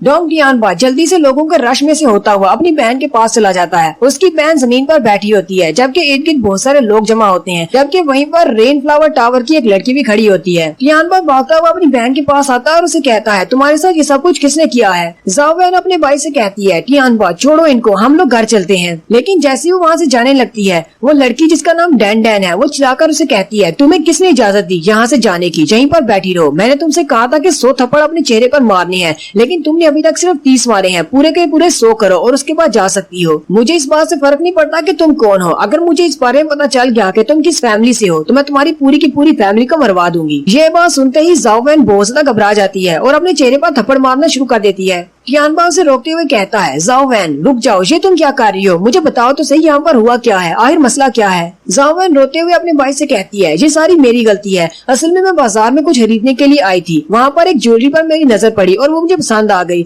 लेकिन साथ ही डैन डैन भी यहाँ पर आ गई और इसको भी वो पसंद आ गई। टियानबा चिल्लाते हुए डैन डैन से कहता है, मेरी बहन ने उस ज्वेलरी को पहले देखा था, एक तो तुमने मेरी बहन के हाथ से वो ज्वेलरी छीन ली है और ऊपर से तुम इसी को सजा दे रही हो। डैन डैन उसे कहती है, मैंने इसे पहले ही कहा था कि ये ज्वेलरी मुझे पसंद है और मुझे दे दे, लेकिन इसने रेजिस्ट करने की कोशिश की, लेकिन जब मैंने इसके साथ थोड़ी सी जोर जबरदस्ती की फिर इसने ये ज्वेलरी मुझे दी। ये बात मुझे बिल्कुल भी पसंद नहीं आई। इस लड़की ने मेरा मूड बहुत ज्यादा खराब कर दिया है। इस लड़की को थोड़ा सा डिसिप्लिन सीखने की जरूरत है। इसे नहीं पता कि मैं रेन फ्लावर टावर की एक नोबल लेडी हूँ। डोंग फैमिली के लोग बहुत ज्यादा गुस्सा हो जाते हैं जबकि ज़ूफेन भी वहीं पर खड़ा देख रहा होता है। डोंग टियानबा बहुत ज्यादा गुस्सा हो जाता है और डैन डैन को पंच मारने के लिए आगे बढ़ता है और कहता है, आज अगर मैंने तुम्हारे सारे दांत तोड़कर जमीन पर न बिखेर दिए तो मैं भी ज़ाओवेन का भाई नहीं हूँ। लेकिन जैसे ही वो उसे पंच मारने के लिए उसके करीब पहुँचता है वहीं भीड़ में से एक और मास्टर निकलता है, टियानबा को पंच मारते हुए पीछे की तरफ गिरा देता है। यहीं पर डैन डैन कहती है, चलो फिर एक गेम खेलते हैं। जहाँ पर जाओवैन की तरफ से तुम हो और जहाँ पर मेरी तरफ से मेरा होने वाला हस्बैंड है। हम लोग एक गेम खेलते हैं। मेरे होने वाले हस्बैंड आगे बढ़ेंगे और तुम्हारी बहन के कपड़े फाड़ेंगे, लेकिन तुम्हें उसे रास्ते में रोकना होगा। अगर तुम उसे रोक सके, तुम्हें उसे सिर्फ एक बार हिट करना है। अगर तुम उसे हिट कर पाए तो वो रुक जाएगा। अगर तुम उसे नहीं रोक सके तो वो तुम्हारी बहन के सारे कपड़े यहीं सारी भीड़ के सामने फाड़ देगा। डैन डैन का होने वाला हस्बैंड कू हाई फॉरेस्ट, जो कि एक नोबल फैमिली है, 7 बड़ी फैमिलीज में से उसका यंग मास्टर है। वो जाओवैन की तरफ घूर कर देखता और कहता है, अब जबकि मेरी होने वाली वाइफ ने मुझे ऐसा करने का कहा है तो मैं तो ऐसा जरूर करूंगा। जबकि जाओवैन उसकी तरफ देखकर बहुत ज्यादा घबरा जाती है और अपनी इज्जत बचाने की कोशिश कर रही होती है। मास्टर ली जुबान फेरते हुए कहता है, ये सिर्फ एक गेम है, बाद में तुम लोग हमसे इसका बदला नहीं ले सकते। दूसरी बात, मैं कोई ठरकी इंसान नहीं हूँ। मेरी होने वाली बीवी ने इस तरह की गेम के रूल सेट किए हैं, इसलिए मैं तुम्हारे कपड़े जरूर फाड़ूंगा। टियानबा उसे कहता है, मास्टर लीन, हमने डैन डैन के सारे रूल्स को क्लियरली सुना है। हालांकि ये एक गेम है, लेकिन हमारे पास इतनी स्ट्रेंथ नहीं है कि हम आपको रोक सकें। आप एक नोबल फैमिली के यंग मास्टर हैं, जबकि हम लोग एक सेकंड क्लास फैमिली से हैं। टेंडेंट टियानबा से कहती है, तुम्हें बस इसे सिर्फ एक बार रोकना है। अगर तुम सिर्फ इसे एक बार रोकने में कामयाब होगे तो हम लोग यहाँ से चले जाएंगे और तुम्हारी बहन को छोड़ देंगे। टियानबा उसे कहता है, नहीं, हम लोग अपनी हार मानते हैं। हम लोगों ने आपको ऑफेंड किया है, हमें ये गेम नहीं खेलनी। आप हमें कोई और सजा दे सकते हैं। मास्टर लीन थोड़ा सा मुस्कुराता है और पलक झपकने की स्पीड से वो जाओवैन के ऊपर वाले कपड़े उतारकर वापस आ जाता है। जाओवैन भी वहाँ पर खड़ी खड़ी चिल्लाना शुरू कर देती है, जबकि मास्टर लीन उसके कपड़ों को सूंघते हुए कहता है, ये गेम तो शुरू हो चुकी है, अगर तुम रोक सकते हो तो रोक लो। टियानबा बहुत ज्यादा गुस्सा हो जाता है और कहता है, ये लोग यहाँ पर हमें सिर्फ बुली नहीं कर रहे, बल्कि हमें जानवरों की तरह ट्रीट कर रहे हैं। वहाँ से क्या फर्क पड़ता है कि ये 7 बड़ी फैमिलीज में से हैं। हम लोग अगर छोटी फैमिली से हैं, तो क्या हम लोग कचरा हैं? तो हमारे साथ इस तरह किया जाएगा। मास्टर लीन उसके कपड़े फाड़ने के बाद अपनी होने वाली वाइफ से कहता है, डैन डैन, मैं बिल्कुल भी ऐसा नहीं हूँ। ये तो तुमने कहा है तो मैं इसलिए ऐसा कर रहा हूँ। तुम्हें पता है कि मुझे लड़कियों का जरा भी ठरकपना नहीं है, मैं सिर्फ तुम्हारा हूँ। वो उसे कहती है, तुम्हें इस सारी बात को एक्सप्लेन करने की जरूरत नहीं, ये सब कुछ करने की मैंने तुम्हें इजाजत दी है। और वैसे भी नेक्स्ट जुलाई में हम दोनों की शादी होने वाली है। मैं वैसे भी ब्याह कर तुम्हारी फैमिली में चली जाऊंगी, तो इस बात से कोई फर्क नहीं पड़ता अगर तुम यहाँ पर थोड़ा सा मजा कर लेते हो। मास्टर लीन फिर से जाओवैन की तरफ घूर कर देखता है और कहता है, अब जबकि मेरी होने वाली वाइफ ने इजाजत दे दी है तो फिर तो मुझे मजा करना ही पड़ेगा। सॉरी यंग लेडी, आज तुम्हारे कपड़ों को यहाँ पर उतारने से मुझे कोई भी नहीं रोक सकता। और ना है, अगर वो उसको रोक नहीं पाया तो वो बंदा उसकी बहन के कपड़े उतारता जाएगा, लेकिन अगर वो उसे एक बार भी रोक लेता है तो वो उसे छोड़ देंगे। ज़ूफेन वहीं पर भीड़ में खड़ा होता है। वो मास्टर लिन की तरफ देखता है और कहता है, मास्टर लिन के पास 7th ग्रेड की बोन फोर्जिंग राम की पावर है, लेकिन ये सिर्फ अपनी 6th ग्रेड की पावर को यूज कर पा रहा है, क्योंकि इसने अपनी सारी पावर को अपनी स्पीड को एनहेंस करने में लगा दिया है। लेकिन बोन फोर्जिंग राम में अपनी स्पीड को बढ़ाने से कोई खास फायदा नहीं होता, क्योंकि इसने अपनी स्पीड को तो बढ़ा लिया है, लेकिन इसकी स्ट्रेंथ अभी भी वीक है। सिर्फ स्पीड ही काफी नहीं होती, बल्कि स्ट्रेंथ भी होनी चाहिए। फ्यूचर में ये जितना ज्यादा अपने आप को कल्टीवेट करता जाएगा और जो लेवल अप होगा, इसकी स्ट्रेंथ उतनी ज्यादा कम होती जाएगी, हालांकि इसकी स्पीड बढ़ती जाएगी। लेकिन मास्टर लिन तो अभी से एक इनवैलिड पर्सन है, यानी कि ये अपनी कल्टीवेशन के हिसाब से परफेक्ट नहीं है। लेकिन टियानबा और उसके दोनों एल्डर इसका मुकाबला नहीं कर पाएंगे, क्योंकि टियानबा से ये काफी ज्यादा स्ट्रॉन्ग है। टियानबा अपने एल्डर से चिल्लाकर कहता है, जल्दी से मेरी बहन को कवर करो, मैं इसको रोकने की कोशिश करता हूँ, उसे इस तक पहुँचने मत देना। मास्टर लिन उनसे कहता है, ऐसा करने का कोई भी फायदा नहीं, क्योंकि तुम सब लोग बहुत ज्यादा कम हो, तुम सब लोग मिलकर भी इसको नहीं बचा पाओगे। जितनी मेरे पास स्पीड है, तुम सब लोग तो मुझे देख भी नहीं पाओगे। और साथ ही पलक झपकने की स्पीड से वो आगे बढ़ता है और उन तीनों एल्डर्स के बीच में से उसका एक और कपड़ा उतार कर ले आता है और कहता है, तुम लोग तो देख भी नहीं पाए, मैं उसके दूसरे कपड़े भी उतार कर ले आया हूँ, और इसके कपड़ों की स्मेल तो बहुत ज्यादा अच्छी है। मुझे तो इससे प्यार होता जा रहा है। मैं तुझे देखने के लिए बहुत ज्यादा बेताब हूँ कि इन नीचे वाले कपड़ों के नीचे उसकी बॉडी कैसी है। जाओवैन और भी ज्यादा रोना शुरू कर देती है और अपनी बॉडी को कवर करते हुए अपने भाई से कहती है, टियानबा जल्दी से कुछ करो। उसका भाई उसे कहता है, मुझे पता है, लेकिन मैं क्या कर सकता हूँ। वो बहुत ज्यादा स्ट्रॉन्ग और पावरफुल है और उसकी स्पीड बहुत ज्यादा है। टियानबा भी काफी ज्यादा घबराया हुआ होता है और कहता है, अब मैं क्या करूँ, मैं अपनी बहन को कैसे प्रोटेक्ट करूँ। जबकि डैन डैन चिल्लाकर मास्टर लिन से कहती है, जल्दी करो, मेरे पास इतना टाइम नहीं है। मास्टर लिन फिर से आगे बढ़ते हैं और बड़ी ही स्पीड के साथ उन सारे एल्डर्स के बीच से होते हुए जाओवैन के बचे हुए कपड़े, जो कि सिर्फ उसकी ब्राई बची है, उसको उतारने के लिए आगे बढ़ते हैं। टियानबा चिल्लाकर अपनी बहन से कहता है, जाओवैन मुझे माफ कर देना, तुम्हारा भाई तुम्हें प्रोटेक्ट नहीं कर सकता। लेकिन जैसे ही उसका हाथ उसकी ब्रा तक पहुँचने लगता है, उसी वक्त हमारे हीरो की एंट्री होती है। हमारा हीरो यानी कि ज़ूफेन उसका हाथ पकड़ लेता है। मास्टर लिन मुझे देखकर बहुत ज्यादा हैरान हो जाते हैं। मास्टर लिन से कहता है, ये तो लास्ट टाइम था, इसके बाद गेम खत्म हो जाएगी, क्यों ना मुझे भी ऐड कर लिया जाए, मैं टियानबा की साइड से खेलूंगा। मास्टर लिन उसे अपने हाथ को छुड़वाकर जल्दी से पीछे की तरफ जंप कर जाता है। डैंडन जूफैन से पूछती है तुम कौन हो। जूफैन जाओवैन की तरफ इशारा करते हुए कहता है मैं इस लड़की का हस्बैंड हूँ। जबकि जाओवैन शर्माते हुए बोसदा हैरान हो जाती है कि इस लड़के ने ये क्या कह दिया। वहाँ पर मौजूद सारे लोग जो कि तमाशा देख रहे होते हैं वो भी ये बात सुनकर बोसदा हैरान हो जाते हैं। जूफैन उन सब से कहता है ओ सॉरी मैंने गलत कह दिया, असल में मैं इसका हस्बैंड नहीं ये मेरी वाइफ है। वो सारे चिल्लाकर कहते हैं दोनों का मतलब तो सेम ही होता है बेवकूफ कहेंगे। लेकिन साथ ही जूफैन फिर से हंसते हुए कहता है मैं इसके घर में इसका हाथ मांगने के लिए गया था लेकिन इसकी फैमिली वालों ने मुझे रिजेक्ट कर दिया, तो आप लोग मुझे इसका एक्स हस्बैंड कह सकते हैं। डैंडन मास्टर लिन से कहती है कोई बात नहीं इसे भी ऐड कर लो, ये भी गेम का हिस्सा बन सकता है, ये तो सिर्फ बोन फॉर्जिंग राम की फर्स्ट लेवल पर है। और साथ ही डैंडन कहती है ये तो और भी ज्यादा अच्छा हो जाएगा कि एक ऐसा इंसान जिस लड़की के साथ शादी करना चाहता था उसी लड़की को सभी लोगों के सामने नंगा होते हुए देखे, इसमें बहुत ज्यादा मजा आएगा। मास्टर लीन हंसना शुरू कर देता और कहता है जब डैंडन को कोई मसला नहीं है तो फिर मुझे भी कोई मसला नहीं, तुम इस गेम को खेल सकते हो। चाहे अपनी डोंग फैमिली से कितने भी लोगों को ले आओ, तुम सब लोग मिलकर भी आज इस लड़की के कपड़े उतरने से नहीं बचा सकते। टियानबा जूफैन से कहता है ब्रदर तुम्हें इस सब में शामिल होने की जरूरत नहीं, ये मेरी फैमिली का मसला है, ये लोग बहुत ज्यादा स्ट्रॉन्ग है। जूफैन आगे से हंसते हुए टियानबा से कहता है तुम्हें परेशान होने की जरूरत नहीं, मैं तुम्हारा जीजा हूँ, मैं तुम्हारे लिए इतना तो कर ही सकता हूँ। टियानबा उसकी बात सुनकर रोना शुरू कर देता और कहता है मुझे पहले से पता था कि मेरा ब्रदर बहुत ज्यादा अच्छा है, सोंगशु तुम तो बहुत ज्यादा अच्छे हो। जबकि जाओवैन भी उसकी तरफ देखकर रो रही होती है। जूफैन उसकी तरफ देखता और कहता है तुम्हें परेशान होने की जरूरत नहीं, अब ये तुम्हारी बॉडी से एक कपड़ा भी और नहीं उतार पाएगा। और साथ ही जाओवैन के दिल में भी एक घंटी बजती है। जूफैन मास्टर लिन से कहता है चलो फिर आ जाओ। मास्टर लिन उसका इशारा देकर बहुत ज्यादा गुस्सा हो जाता है और कहता है इस बैस्टर्ड की हिम्मत कैसे हुई मुझे इशारा करने की, एक बार मैं इस लड़की को पूरा नंगा कर दूं, उसके बाद मैं इस लड़के से जरूर बदला लूंगा। टियानबा और उसकी बहन ये बात सुनकर बहुत ज्यादा डर जाते हैं। जूफैन उसे कहता है ब्रदर टियानबा तुम्हें इस तरह के जोकर से डरने की जरूरत नहीं, जब तक तुम्हारा ब्रदर सोंगजू यहाँ पर मौजूद है।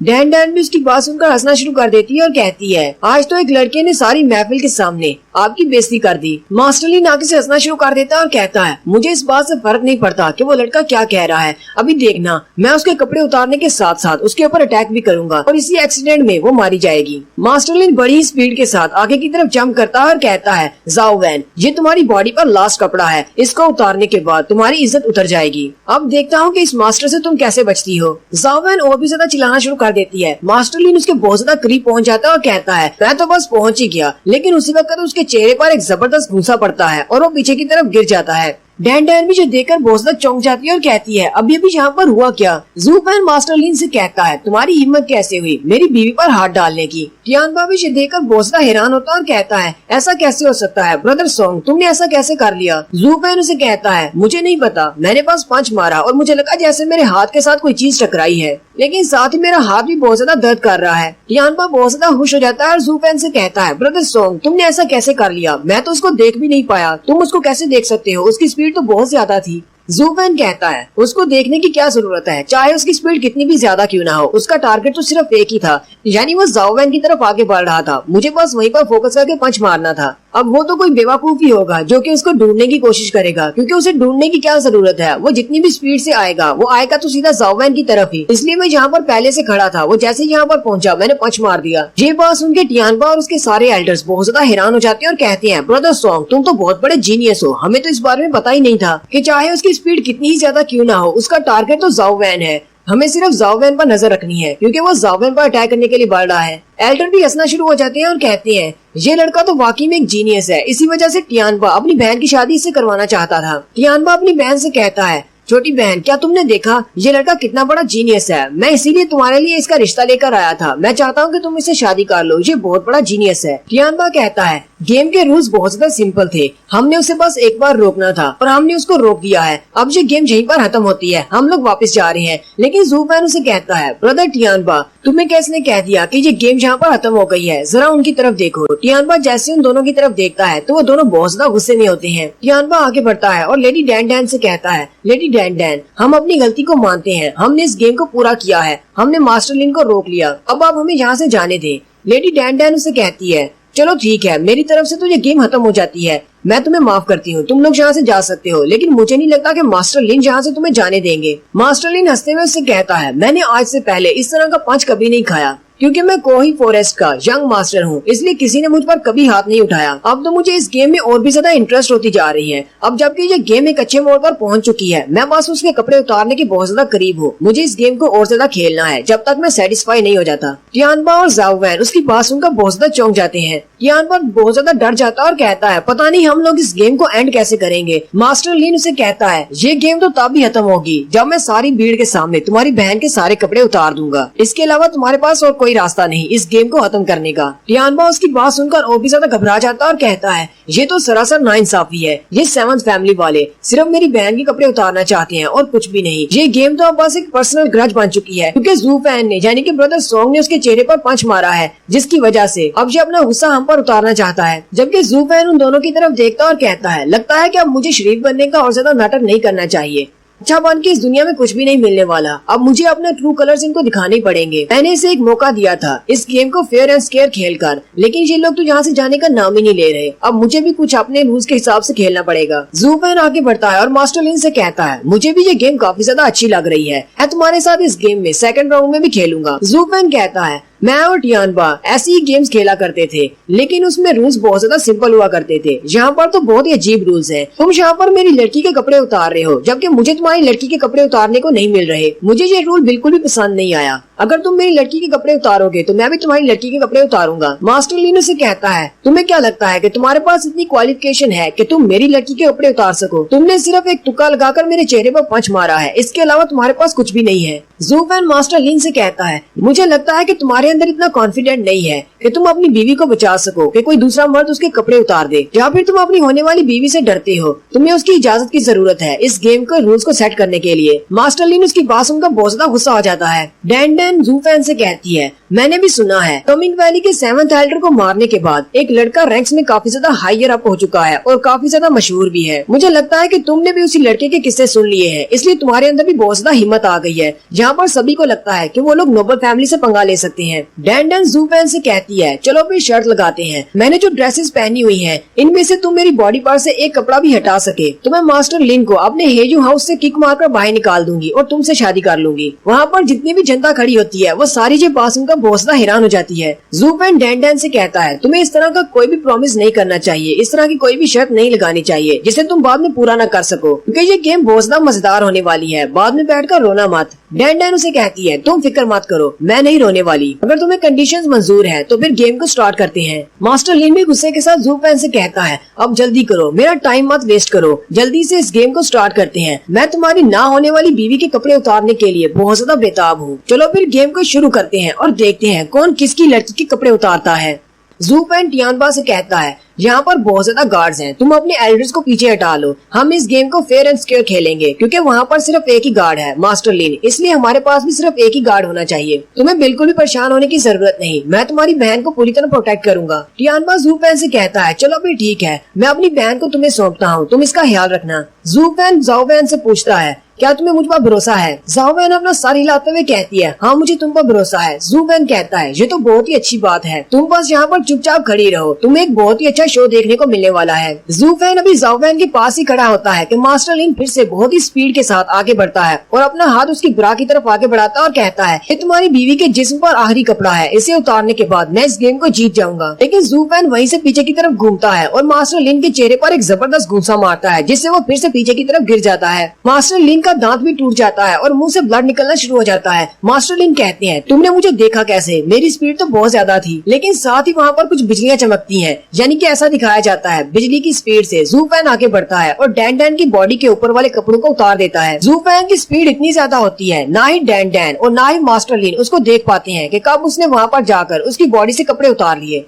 ज़ू फैन हंसते हुए मास्टर लिन से कहता है जब हम लोग स्पीड को कंपेयर कर रहे हैं तो तुम तो मेरे सामने एक बच्चे हो, मैं तुम्हारा ग्रैंडफादर हूँ। डैन बहुत ज्यादा हैरान होती है और कहती है ऐसा कैसे हो सकता है, ये तो अपनी बोन फॉर्जिंग रैंक के फर्स्ट लेवल पर है, लेकिन इसकी स्पीड मास्टर लिन से बहुत ज्यादा है, जिसने स्पेशली अपनी स्पीड को बढ़ाने के लिए कल्टीवेट किया हुआ है। डोंग फैमिली वाले भी सारे ये देखकर बहुत ज्यादा हैरान होते हैं और कहते हैं ये लड़का तो काफी ज्यादा तेज है, हमें तो पता ही नहीं था कि ये लड़का इतना पावरफुल है। हालांकि ये एक छोटी सी फैमिली से है, लेकिन फिर भी ये 7 बड़ी फैमिलीज के साथ पंगा ले सकता है। ज़ूपेन डैन डैन के कपड़ों को सुनते हुए कहता है तुम तो वाकई में हेयू सिटी के रेन फ्लावर टावर से आई हुई लड़की हो, तुम्हारी बॉडी से तो बहुत ज्यादा खुशबू आ रही है। यहाँ पर बाकी आम लड़कियाँ सिर्फ मेकअप करती है, लेकिन तुम तो पूरी बॉडी को संवार कर रखती हो। तुम्हारी खुशबू इतनी ज्यादा अच्छी है कि ये यंग मास्टर इस खुशबू को कभी नहीं भूलेगा। डैन डैन उसकी बात सुनकर शर्माना शुरू कर देती है। अब ये सारी बातें सुनकर मास्टर लिन को तो गुस्सा आना ही था। मास्टर लिन उठकर खड़े हो जाते हैं और कहते हैं कमीने तुम्हारी हिम्मत कैसे हुई मेरे सामने मेरी बीवी को सबके सामने एम्बैरस करने की। शायद तुम्हें पता नहीं है कि मैं 7 बड़ी फैमिलीज में से एक बड़ी फैमिली का यंग मास्टर हूँ। ज़ूपेन उसकी तरफ घूर कर देखता है और बड़ी स्पीड के साथ फिर से आगे बढ़ जाता है और डैन डैन को जाकर अपने साथ चिपका लेता है। मास्टर लिन चिल्लाकर कहते हैं कमीने तुम क्या कर रहे हो। ज़ूपेन उसकी थोड़ी को ऊपर उठाते हुए उसके होंठों के करीब जाकर उसे कहता है मिस डैन डैन, मैं तुम्हारे इस घटिया से हस्बैंड से बहुत ज्यादा अलग हूँ। इसने मेरी लड़की के कपड़े उतारे, लेकिन सिंपल तरीके से।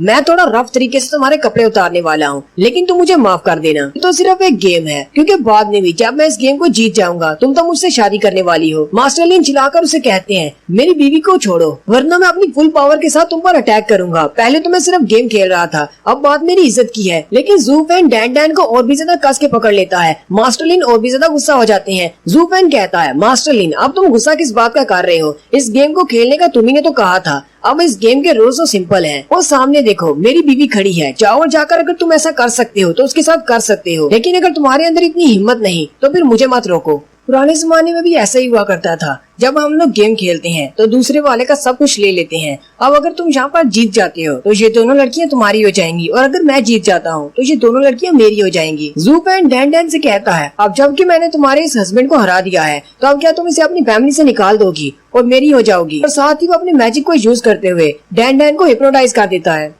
मास्टर लिन उसे कहते हैं तुम्हें दिन में सपने नहीं देखने चाहिए, तुम कभी भी डैन डैन को हासिल नहीं कर पाओगे। ज़ूपेन उसे कहता है तुम्हें क्या लगता है कि मैं इसको हासिल नहीं कर सकता? थोड़ी देर पहले तुम सबके सामने मेरी फैमिली की बेइज्जती कर रहे थे, अब जबकि तुम्हारी बेइज्जती हो रही है तो तुम्हें बुरा लग रहा है। मास्टर लिन गुस्से के साथ फिर से ज़ाओवेन की तरफ आगे बढ़ते हैं और कहते हैं अब जरा गौर से देखना, मैं कैसे तुम्हारी लड़की के सारे कपड़े उतारता हूँ। पहले मैं इसके कपड़े उतार दूँ, उसके बाद तुम्हारी तरफ आता हूँ। ज़ूपेन क्योंकि डैन डैन के पास खड़ा होता है, मास्टर लिन को लगता है शायद वो वहाँ तक नहीं पहुँच पाएगा, लेकिन जैसे ही मास्टर लिन ज़ाओवेन के पास पहुंचते हैं ज़ूपेन जल्दी से उसके सामने आ जाता है और फिर से उसे एक जबरदस्त पंच मारता है। ज़ूपेन उसे पंच मारने के बाद बड़ी स्पीड के साथ वापस डैन डैन के पास चला जाता है और कहता है तुम्हारा जो बेकार सा हस्बैंड मुझसे एक और राउंड हार गया है, इसलिए मुझे तुम्हारे एक और कपड़े को उतारना होगा। डैन डैन उसे कहती है डियर क्या तुम थोड़ा आराम से नहीं कर सकते? ज़ूपेन उसे कहता है नहीं, मैं आराम से नहीं कर सकता, मैं हूँ ही एक डेविल, मैं हमेशा से ऐसा ही था और मैं अपने आप को बदल नहीं सकता। उनकी ये वाली मीठी मीठी बातें सुनकर मास्टर लिन बहुत ज्यादा गुस्सा हो जाते हैं और जैसे ही उन पर अटैक करने के लिए आगे बढ़ने लगते हैं ज़ूपेन उसके चेहरे पर जबरदस्त थप्पड़ मारता है और कहता है ये तुम्हारा लास्ट चांस है, और साथ ही डैन डैन का एक और कपड़ा उतार देता है। डैन डैन की बॉडी के ऊपर भी अब सिर्फ उसकी ब्रा बचती है। ज़ूपेन कहता है अगर तुम एक और राउंड खेलना चाहते हो तो तुम्हारी इस लड़की की बॉडी से सारे कपड़े उतर जाएंगे। मास्टर लिन और भी ज्यादा गुस्सा हो जाते हैं और कहते हैं तुम्हारी हिम्मत कैसे हुई, मैं 7th फैमिली का यंग मास्टर हूँ, मेरी इंसल्ट करने की तुम्हारी हिम्मत कैसे हुई? ज़ूपेन उसे कहता है हाँ मैंने तुम्हारी इंसल्ट की है, और साथ ही वो डैन डैन को पकड़ते हुए उसकी गाल पे किस कर देता है। ज़ूपेन कहता है अब जबकि मैं हेयू मेंशन का सन इन लॉ बनने वाला हूँ डैन डैन के साथ शादी करने के बाद, तो फिर मुझे तुम्हारी 7th फैमिली से डरने की क्या जरूरत है? ज़ूपेन डैन डैन से कहता है क्या मैं ठीक कह रहा हूँ? डैन डैन भी बहुत ज्यादा खुश हो जाती है और कहती है हाँ बिल्कुल ठीक कह रहे हो, हमारी शादी होने वाली है। मास्टर लिन गुस्से के साथ आगे बढ़ते हैं और कहते हैं मैं तुम दोनों को मार डालूंगा, तुम दोनों मेरे हाथों से नहीं बचोगे। मास्टर लिन ऊपर की तरफ जंप करते हैं और अपने एक स्पेशल मूव जिसमें वो अपनी टांग को नीचे की तरफ बड़ी स्पीड के साथ लेकर आते हैं, किक मारने के लिए नीचे आते हैं। डैन डैन चिल्लाकर मास्टर लिन से कहती है ये तुम क्या कर रहे हो, क्या तुम मुझे मारने वाले हो? तुम्हें पता है कि मैं हेयू हाउस की एक स्टूडेंट हूँ, फिर भी क्या तुम हमारे इलाके में घुसकर हमें ही मारने वाले हो? मास्टर लिन चिल्लाकर उसे कहते हैं तुम बहुत बड़ी कमीनी हो, तुम्हें एक दूसरा लड़का क्या मिल गया, तुमने मुझे छोड़ दिया, हमारी वजह से यहाँ पर मेरी बहुत ज्यादा इंसल्ट हो गई है, अगर आज मैं तुम्हें यहाँ पर नहीं मारता तो मेरी मर्दानगी पर सवाल उठेगा। जबकि ज़ूपेन अपने हाथ को सामने की तरफ करते हुए कहता है मास्टर लिन क्या ये तुम्हारा लास्ट अटैक है? ज़ूपेन अपने हाथ से ही उसकी किक को रोक लेता है। मास्टर लिन पीछे की तरफ हट जाते हैं और जैसे ज़ूपेन की तरफ देखते हैं हैं। जू फैन को तो कुछ भी नहीं होता, एक स्क्रैच भी नहीं होता। जू फैन कहता है तुम्हारा अटैक तो बहुत ज्यादा वीक था। मास्टर लिन काफी ज्यादा घबरा जाते हैं और जू फैन से कहते हैं लेकिन ऐसा कैसे हो सकता है, तुम तो एक बॉडी कल्टीवेटर हो, तुम्हारे पास इतनी स्पीड कहाँ से आ गई। जू फैन कहता है तुम्हें किसने कह दिया कि बॉडी कल्टीवेटर वाले अपनी स्पीड को नहीं बढ़ा सकते, लेकिन तुम इस बात को नहीं समझ सकते। हालांकि तुम भी बोन फॉर्जिंग राम में हो, लेकिन तुमने अपनी स्पीड को इंक्रीज किया है जबकि अपनी बॉडी की स्ट्रेंथ को नहीं बढ़ाया। और मुझे तो इस बात का शुरू से पता था कि मेरे सामने तुम्हारे जीतने का कोई भी चांस नहीं। जू फैन आगे बढ़ता है और उसकी टांगों के दरमियान जबरदस्त किक मारता है और उसके अंडे फोड़ देता है। डोंग फैमिली वाले भी ये देखकर बहुत ज्यादा चौंक जाते हैं। टियानबा बहुत ज्यादा हैरान होता है और कहता है सोंगजू इतना ज्यादा स्ट्रॉन्ग होगा, मैंने तो कभी सोचा भी नहीं था। ये अपनी बोन फॉर्जिंग राम के फर्स्ट लेवल पर है, लेकिन फिर भी इसने 7 बड़ी फैमिलीज में से एक फैमिली के यंग मास्टर को सिर्फ एक किक से हरा दिया, जो कि अपनी बोन फॉर्जिंग राम की 7th लेयर पर है। जू फैन से किक मारने के बाद डैंडैन से कहता है मिस डैंडैन, तो अब तुमने देख लिया मैं सिर्फ औरतों के साथ रफ नहीं हूँ बल्कि मैं मर्दों के साथ भी ऐसे ट्रीट करता हूँ। अगर मेरी इस किक की वजह से तुम्हारा ये हस्बैंड बच जाता है और मरता नहीं, तो कम से कम इतना तो मैं कह सकता हूँ ये फ्यूचर में कभी भी बच्चों का बाप नहीं बन पाएगा। अब इस सब के लिए मुझे ब्लेम मत करना। मिस डैन उसे कहती है छोड़ो इसे, मुझे इसके बच्चों का क्या करना है, वैसे भी अब मेरी शादी तुमसे होने वाली है, मुझे तो तुम्हारे बच्चे चाहिए। और वैसे भी एक बार जब हमारी शादी हो जाएगी तो इन स्नोबल फैमिली वाले लोग तुम्हें परेशान नहीं कर पाएंगे। जू फैन उसे कहता है तुम्हारा बहुत बहुत शुक्रिया, लेकिन एक चीज तो अभी रह गई है, तुम्हारा ये यूजलेस हस्बैंड इस राउंड में हार गया है और इस गेम के रूल्स के मुताबिक अब मुझे तुम्हारे कपड़े फाड़ने होंगे। अब तुम्हारी बॉडी पर सिर्फ लास्ट कपड़े बचे हैं, अब मुझे इनको भी उतारना होगा। डैंडैन काफी ज्यादा घबरा जाती है और जू फैन से कहती है फ्यूचर में तुम मेरे हस्बैंड बनने वाले हो, क्या तुम चाहते हो कि मैं इन सभी के सामने एम्बैरस हो जाऊं, फिर तुम इन सब के सामने मेरे कपड़े क्यों उतारना चाहते हो। जू फैन उसे कहता है थोड़ी देर पहले मैंने कहा था अगर तुम दूसरों की इंसल्ट करते हो तो तुम्हारी भी इंसल्ट होती है, यानी तुम जैसा करोगे वैसा ही तो भरोगे। मैंने ये सिर्फ तुम्हारे हस्बैंड के लिए नहीं कहा था बल्कि तुम्हारे लिए भी कहा था। और साथ ही जू फैन अपने हाथ को आगे बढ़ाकर उसकी ब्रा को उतारने लगता है, लेकिन उसी वक्त ऊपर से कोई आता है और अपनी पट्टियों के साथ उसके हाथ को पकड़ लेता है, यानी उसके हाथ को बांध लेता है। जू फैन उसकी पावर लेवल को जल्दी से जज कर लेता और कहता है ये तो हिमलनी राम में है, काफी ज्यादा स्ट्रॉन्ग है, मैं इसके सामने अपनी ट्रू आइडेंटिटी को दिखा नहीं सकता, इसलिए मुझे यहीं पर रुकना होगा। हेयू सिटी के मेन टावर की हेड वहाँ पर आती है और साथ ही वो डैंडैन को भी अपनी पट्टियों में बांध लेती है और उसे अपनी तरफ खींच लेती है। ऐसे ही वो वहाँ पर ग्राउंड में उतरती है, वहाँ पर जितने भी लोग होते हैं वो सारे उसके सामने झुककर उसे रिस्पेक्ट देते हैं। वो मास्टर आगे बढ़ती है और सीधा जाकर डैंडैन के माथे पर उंगली लगाती है और उसके ऊपर जो हिप्नोसिस का असर होता है उसको खत्म कर देती है। डैंडैन बहुत ज्यादा हैरान होती है और कहती है यहाँ पर हो क्या रहा है, मैंने ऐसा कैसे कर दिया, मेरे साथ किसने किया। मास्टर उसे कहती है तुम तो बहुत बड़ी बेवकूफ हो, तुम्हें पता भी नहीं तुम्हारे साथ यहाँ पर क्या हो गया, तुम्हें किसी ने हिप्नोटाइज किया था। साथ ही वो मास्टर जू फैन से कहती है लिटिल ब्रदर, अगर तुम हमारी किसी हेयो हाउस की लड़की से शादी करना चाहते हो तो तुम्हें नहीं लगता कि तुम्हें इस तरह की ट्रिक्स को यूज नहीं करना चाहिए, हमारे साथ डायरेक्टली फाइट करो, अगर तुम हरा देते हो तो तुम उससे शादी कर सकते हो, दोबारा कभी भी इस तरह की हिप्नोसिस की ट्रिक्स को हमारी लड़कियों पर इस्तेमाल मत करना। जू फैन उसकी तरफ देखता और कहता है ये तो वाकई में हेजू हाउस के टावर की हेड होने के लायक है, इसने तो सिर्फ एक बार देखकर ही पहचान लिया कि इस लड़की के ऊपर हिप्नोसिस का असर था। जू फैन हेड से कहता है आपने जो कुछ भी कहा है वो बिल्कुल ठीक था, मेरा ऐसा कोई भी इरादा नहीं है, मैं डैंडैन से शादी नहीं करना चाहता और ना ही इसको परस्यू कर रहा हूँ, मैं तो बस इसको एक सबक सिखाना चाहता था, क्योंकि इसने जो भी यहाँ पर किया है उसके लिए इसको एक सबक सिखाना जरूरी था। डैंडैन चिल्लाते हुए मास्टर से कहती है मास्टर इसकी बात मत सुने, ये झूठ बोल रहा है, इसने सारी क्राउड के सामने मुझे नंगा कर दिया, आपकी डिसाइपल को नंगा किया है, इसने हम सबको शर्मिंदा कर दिया है, आप इसको सजा दें। मास्टर से कहती है अपनी बकवास बंद करो, क्या तुम अभी भी झूठ बोलोगी, मुझे पता है कि सब कुछ तुमने किया है। वो मास्टर जू फैन से कहती है चलो ठीक है, मैं तुम्हें इस बात के लिए माफ कर देती हूँ क्योंकि तुमने एक अच्छी रीजन बताई है, तुम्हारे पास ये वजह नहीं होती तो मैं तुम्हें इसके लिए सजा दे सकती थी, क्योंकि तुमने हमारी हेजू हाउस की औरतों पर डार्क आर्ट्स को यूज किया है और कभी भी इस तरह के डेविल मैजिक को हमारी औरतों पर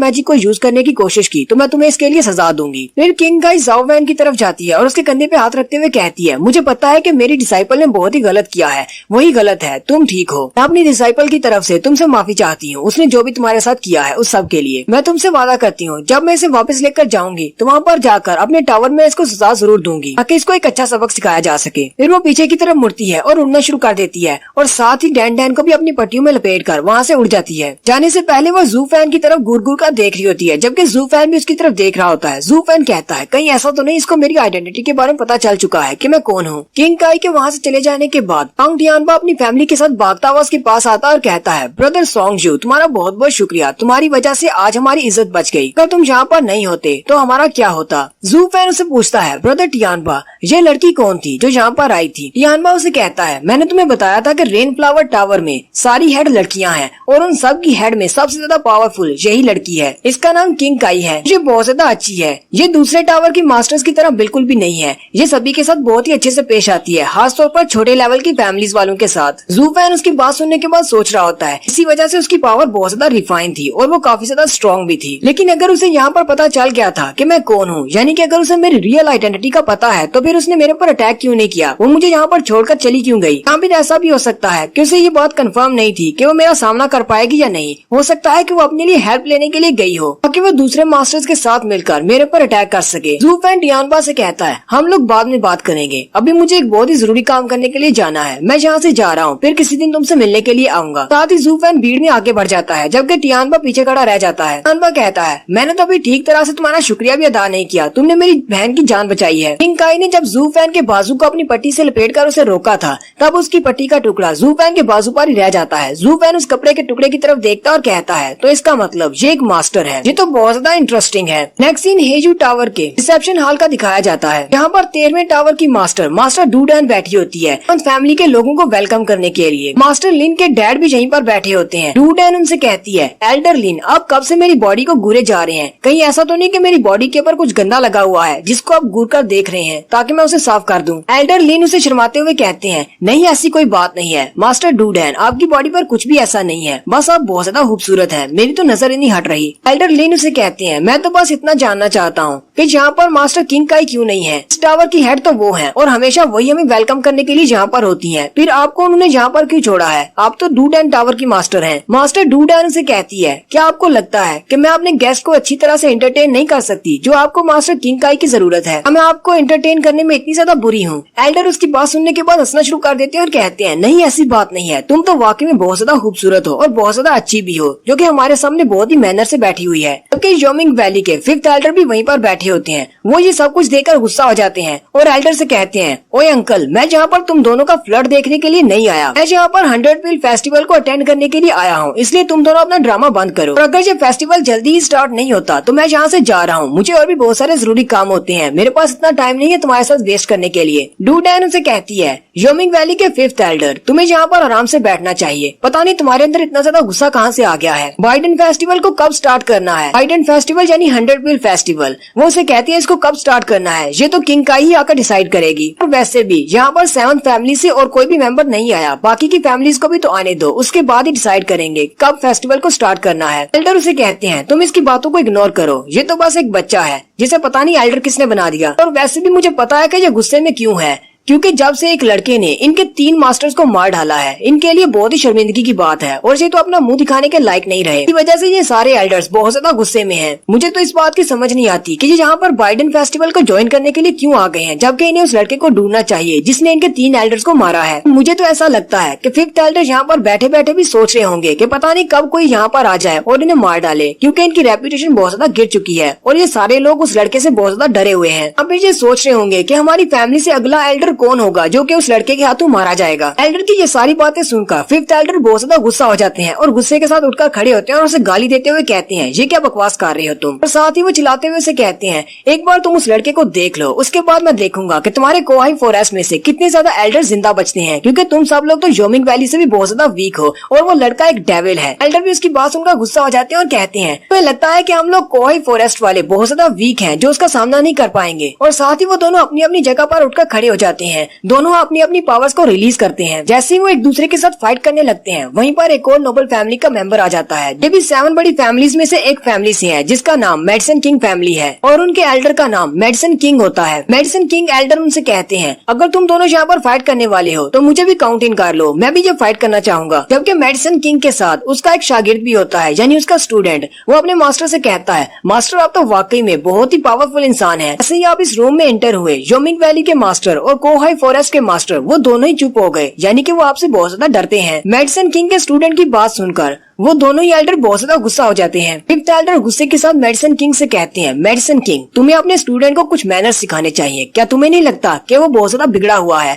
क्या उसे इतनी तमीज नहीं कि अपने सामने मौजूद बड़े एल्डर्स के साथ किस तरह बात करनी है? मेडिसिन किंग आगे से अपने स्टूडेंट को समझाने की बजाय हंसना शुरू कर देता है और कहता है, मुझे लगता है कि तुम्हें थोड़े डिसिप्लिन की जरूरत है। ये तो सिर्फ एक बच्चा है, तुम्हें एक बच्चे के साथ इस तरह बात नहीं करनी चाहिए। मेडिसिन किंग का स्टूडेंट भी कहता है, फिफ्थ एल्डर तुम तो खुद भी इतने ज्यादा यंग हो कि तुम्हें एक एल्डर कहना भी मुनासिब नहीं होगा। वैसे भी तुम्हारे अंदर एल्डर बनने वाला कोई एटीट्यूड नहीं है, तो फिर मैं तुम्हें एल्डर कहूंगा ही क्यों? फिफ्थ एल्डर उसकी बात सुनकर बहुत ज्यादा गुस्सा हो जाते हैं, लेकिन कुछ भी नहीं करते और अपनी जगह पर रुक जाते हैं। एल्डर लिन आगे बढ़ते हैं और कहते हैं, ये तो बहुत ही अच्छा हो गया कि यहाँ पर बाइडन फेस्टिवल में 4 बड़ी नोबल फैमिली से लोग आए हुए हैं। पहले तो मुझे लगा था कि इस बाइडन फेस्टिवल को मैनेज करना बहुत ज्यादा मुश्किल होगा, लेकिन अब जबकि यहाँ पर एल्डर जैन यानी कि मेडिसिन किंग आ चुके हैं, तो इसका मतलब ये फेस्टिवल बहुत ही अच्छे से हो जाएगा, कोई भी मसला क्रिएट नहीं होगा। मेडिसिन किंग आगे से हंसना शुरू कर देते हैं और कहते हैं, तुम्हें मेरे साथ इस टोन में बात नहीं करनी चाहिए, क्योंकि मुझे पता है कि तुम अंदर से मुझे बिल्कुल भी देखना पसंद नहीं करते, तुम मुझसे नफरत करते हो, इसलिए मेरे सामने ड्रामा करना बंद करो। मेरा यहाँ पर आना तो बनता था क्योंकि मैं मेडिसिन किंग हूँ और इस फेस्टिवल का नाम 100 पील फेस्टिवल है, जो कि मेडिसिन के बारे में है। अगर मेडिसिन किंग यहाँ पर नहीं होगा तो फिर ये फेस्टिवल कैसे हो सकता है? मेडिसिन किंग वहाँ पर हंस हंस कर अपनी तारीफ कर रहे होते हैं। उसी वक्त डूडैन उनसे कहती है,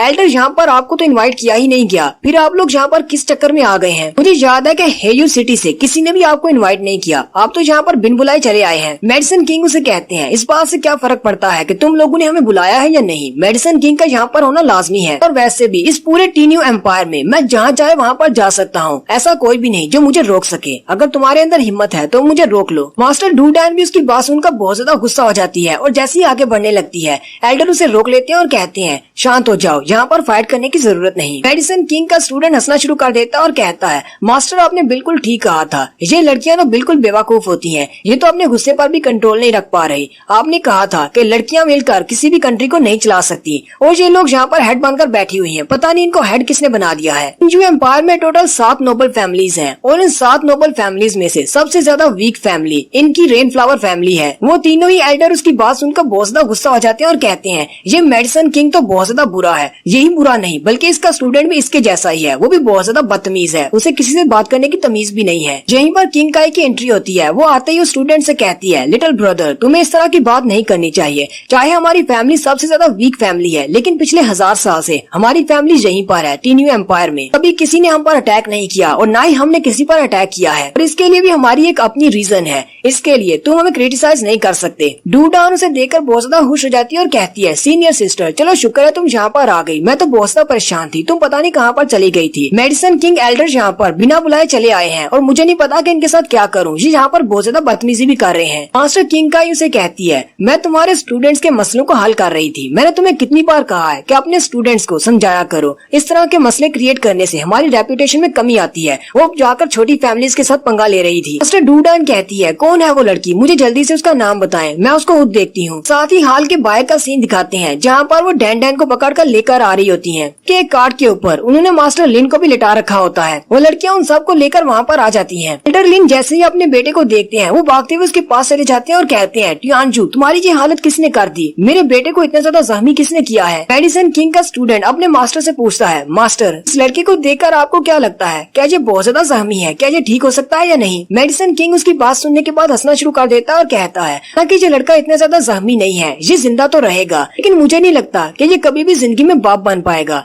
इसकी नस्ल तो यहीं पर खत्म होने वाली है। इसने भी इसके साथ ये सब कुछ किया है, मुझे लगता है कि वो बहुत ज्यादा जालिम था और उसे पता था वो क्या कर रहा है। मेडिसिन किंग का स्टूडेंट उनकी बात सुनने के बाद हंसना शुरू कर देता है और कहता है, अगर इनका बेटा इतना ज्यादा वीक है तो मुझे नहीं लगता कि इनके मास्टर भी इतने ज्यादा स्ट्रॉन्ग हो सकते हैं, ये सारी बहुत ज्यादा वीक है। कोहाई फॉरेस्ट वाले को तो नोबल फैमिली होने के लायक ही नहीं होना चाहिए था। एल्डर लिन भी उसकी बात सुनकर बहुत ज्यादा गुस्सा हो जाते हैं और कहती है, मैं तुम्हारी बात से बिल्कुल भी एग्री नहीं करती, कोहाई फैमिली वाले लोग बिल्कुल भी वीक नहीं है, बल्कि वो लड़का वो बहुत ज्यादा स्ट्रॉन्ग था। मैंने उस लड़के को देखा है, हालांकि वो बहुत ज्यादा यंग था, लेकिन फिर भी 7 रॉयल फैमिलीज के बराबर उसके पास स्ट्रेंथ थी। वो एक बहुत बड़ा जीनियस डिसाइपल लग रहा था किसी बड़ी फैमिली का। मुझे तो यहाँ तक लगता है अगर तुम मेडिसिन किंग के स्टूडेंट हो, तुम भी वहाँ पर होते तो तुम्हारी भी हालत यही होती, तुम उस लड़के से कभी भी जीत नहीं पाते। किंग काई की सारी बातें सुनने के बाद मेडिसिन किंग का स्टूडेंट बहुत ज्यादा गुस्सा हो जाता है। डू डैन भी आगे बढ़ती है और अपनी सीनियर सिस्टर से कहती है, जब तुमने उस लड़के को देख ही लिया था तो फिर तुमने उसको पकड़ा क्यों नहीं? तुम उसे जरूर सजा देती, फिर तुम वापस क्यों आ गए? क्या तुम्हें लगता है कि वो तुमसे भी ज्यादा स्ट्रॉन्ग है? किंग काई उसे कहती है, ऐसी बात नहीं है, मुझे नहीं लगता कि मुझसे ज्यादा स्ट्रॉन्ग है,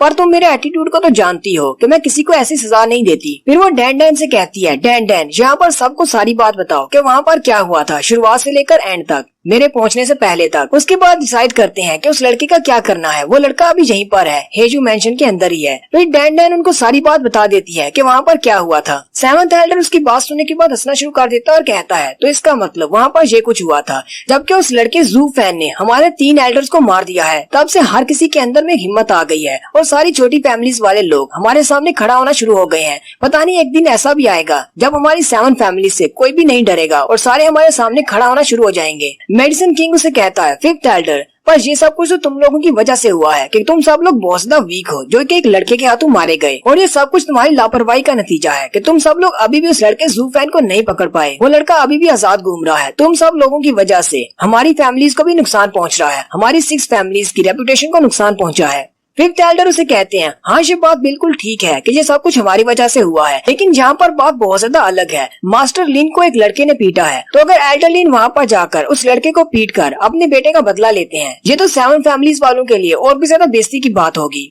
हालांकि अफसोस की बात तो ये है कि एल्डर लिन अपने साथ अपना कोई भी स्टूडेंट नहीं लेकर आए, वो सिर्फ अपने बेटे के साथ यहाँ पर आए थे। अगर तुम अपने साथ अपना कोई डिसाइपल लेकर आए होते तो तुम उसे वहाँ पर बेचकर उस लड़के से बदला ले सकते थे और शायद डैन डैन की इज्जत भी बच जाती। एल्डर लिन उसकी बात सुनकर बहुत ज्यादा गुस्सा हो जाते हैं, लेकिन उसी वक्त मेडिसिन किंग का स्टूडेंट आगे बढ़ता है और डैन डैन का हाथ पकड़ते हुए कहता है, डैन डैन के लिए मैं बदला लूंगा, और साथ ही वो उसका हाथ पकड़कर बाहर चला जाता है और उड़ते हुए वहाँ से चला जाता है। डू डैन भी उसकी हरकत से काफी ज्यादा गुस्सा हो जाती है और कहती है, इस लड़के में तो वाकई में कोई तमीज नहीं है, ये लड़का बहुत ज्यादा बिगड़ा हुआ है, ये मेरी आंखों के सामने मेरी स्टूडेंट को यहाँ से लेकर चला गया। मेडिसिन किंग भी आगे बढ़ता है और कहता है, इस दुनिया में औरतों को हमेशा मर्दों का पीछा करना चाहिए, यानी उन्हें सिर्फ मर्दों को फॉलो करना चाहिए, वरना ये दुनिया नहीं चल पाएगी। अगर तुम लड़कियाँ अपने लिए किसी से बदला नहीं ले सकते तो फिर तुम्हारा ये टावर ज्यादा देर तक नहीं टिकेगा। और साथ ही मेडिसिन किंग भी वहाँ से उड़ जाते हैं अपने स्टूडेंट के पीछे पीछे। 5th एल्डर कहता है, मुझे लगता है कि मेडिसिन किंग ने कुछ रियलाइज किया है, इसलिए वो अपने स्टूडेंट के पीछे गया है, मुझे भी उसके पीछे जाना चाहिए, और वो भी उसके पीछे पीछे उड़ जाता है। डू डैन कहती है, आखिर इन सब का मसला क्या है, ये सारे कहाँ पर जा रहे हैं, सिर्फ एक स्टूडेंट को मारने के लिए इतने सारे एल्डर्स का वहाँ पर क्या काम है? एल्डर लिन जो कि अभी वहीं पर बैठे होते हैं, वो किंग काई से कहते हैं, क्या आप श्योर हैं कि ये लड़का वही नहीं था जिसने जोमिंग वैली के 3 एल्डर्स को मारा है? डू डैन भी उसकी बात सुनकर बहुत ज्यादा हैरान हो जाती है और कहती है, क्या वाकई में जो लड़का जू फैन है वो जीनियस डेविल जिसने 7th एल्डर को मारा है? किंग काई उनसे कहती है, मैं इस बारे में बिल्कुल भी श्योर नहीं हूँ, मैंने उस लड़के को करीब से देखा है, उसके टैलेंट्स बहुत ज्यादा हाई है। हालांकि वो लड़का अपनी बोन फॉर्जिंग राम के फर्स्ट लेवल पर है, लेकिन फिर भी वो काफी ज्यादा स्ट्रॉन्ग है, लेकिन इतना ज्यादा स्ट्रॉन्ग नहीं है कि वो किसी मास्टर को मार सके। मास्टर लिन उसे कहते हैं, हो सकता है कि वो तुम्हारे सामने नाटक करने की कोशिश कर रहा हो ताकि उसकी आइडेंटिटी किसी को पता ना चले। एल्डर लिन कहते हैं,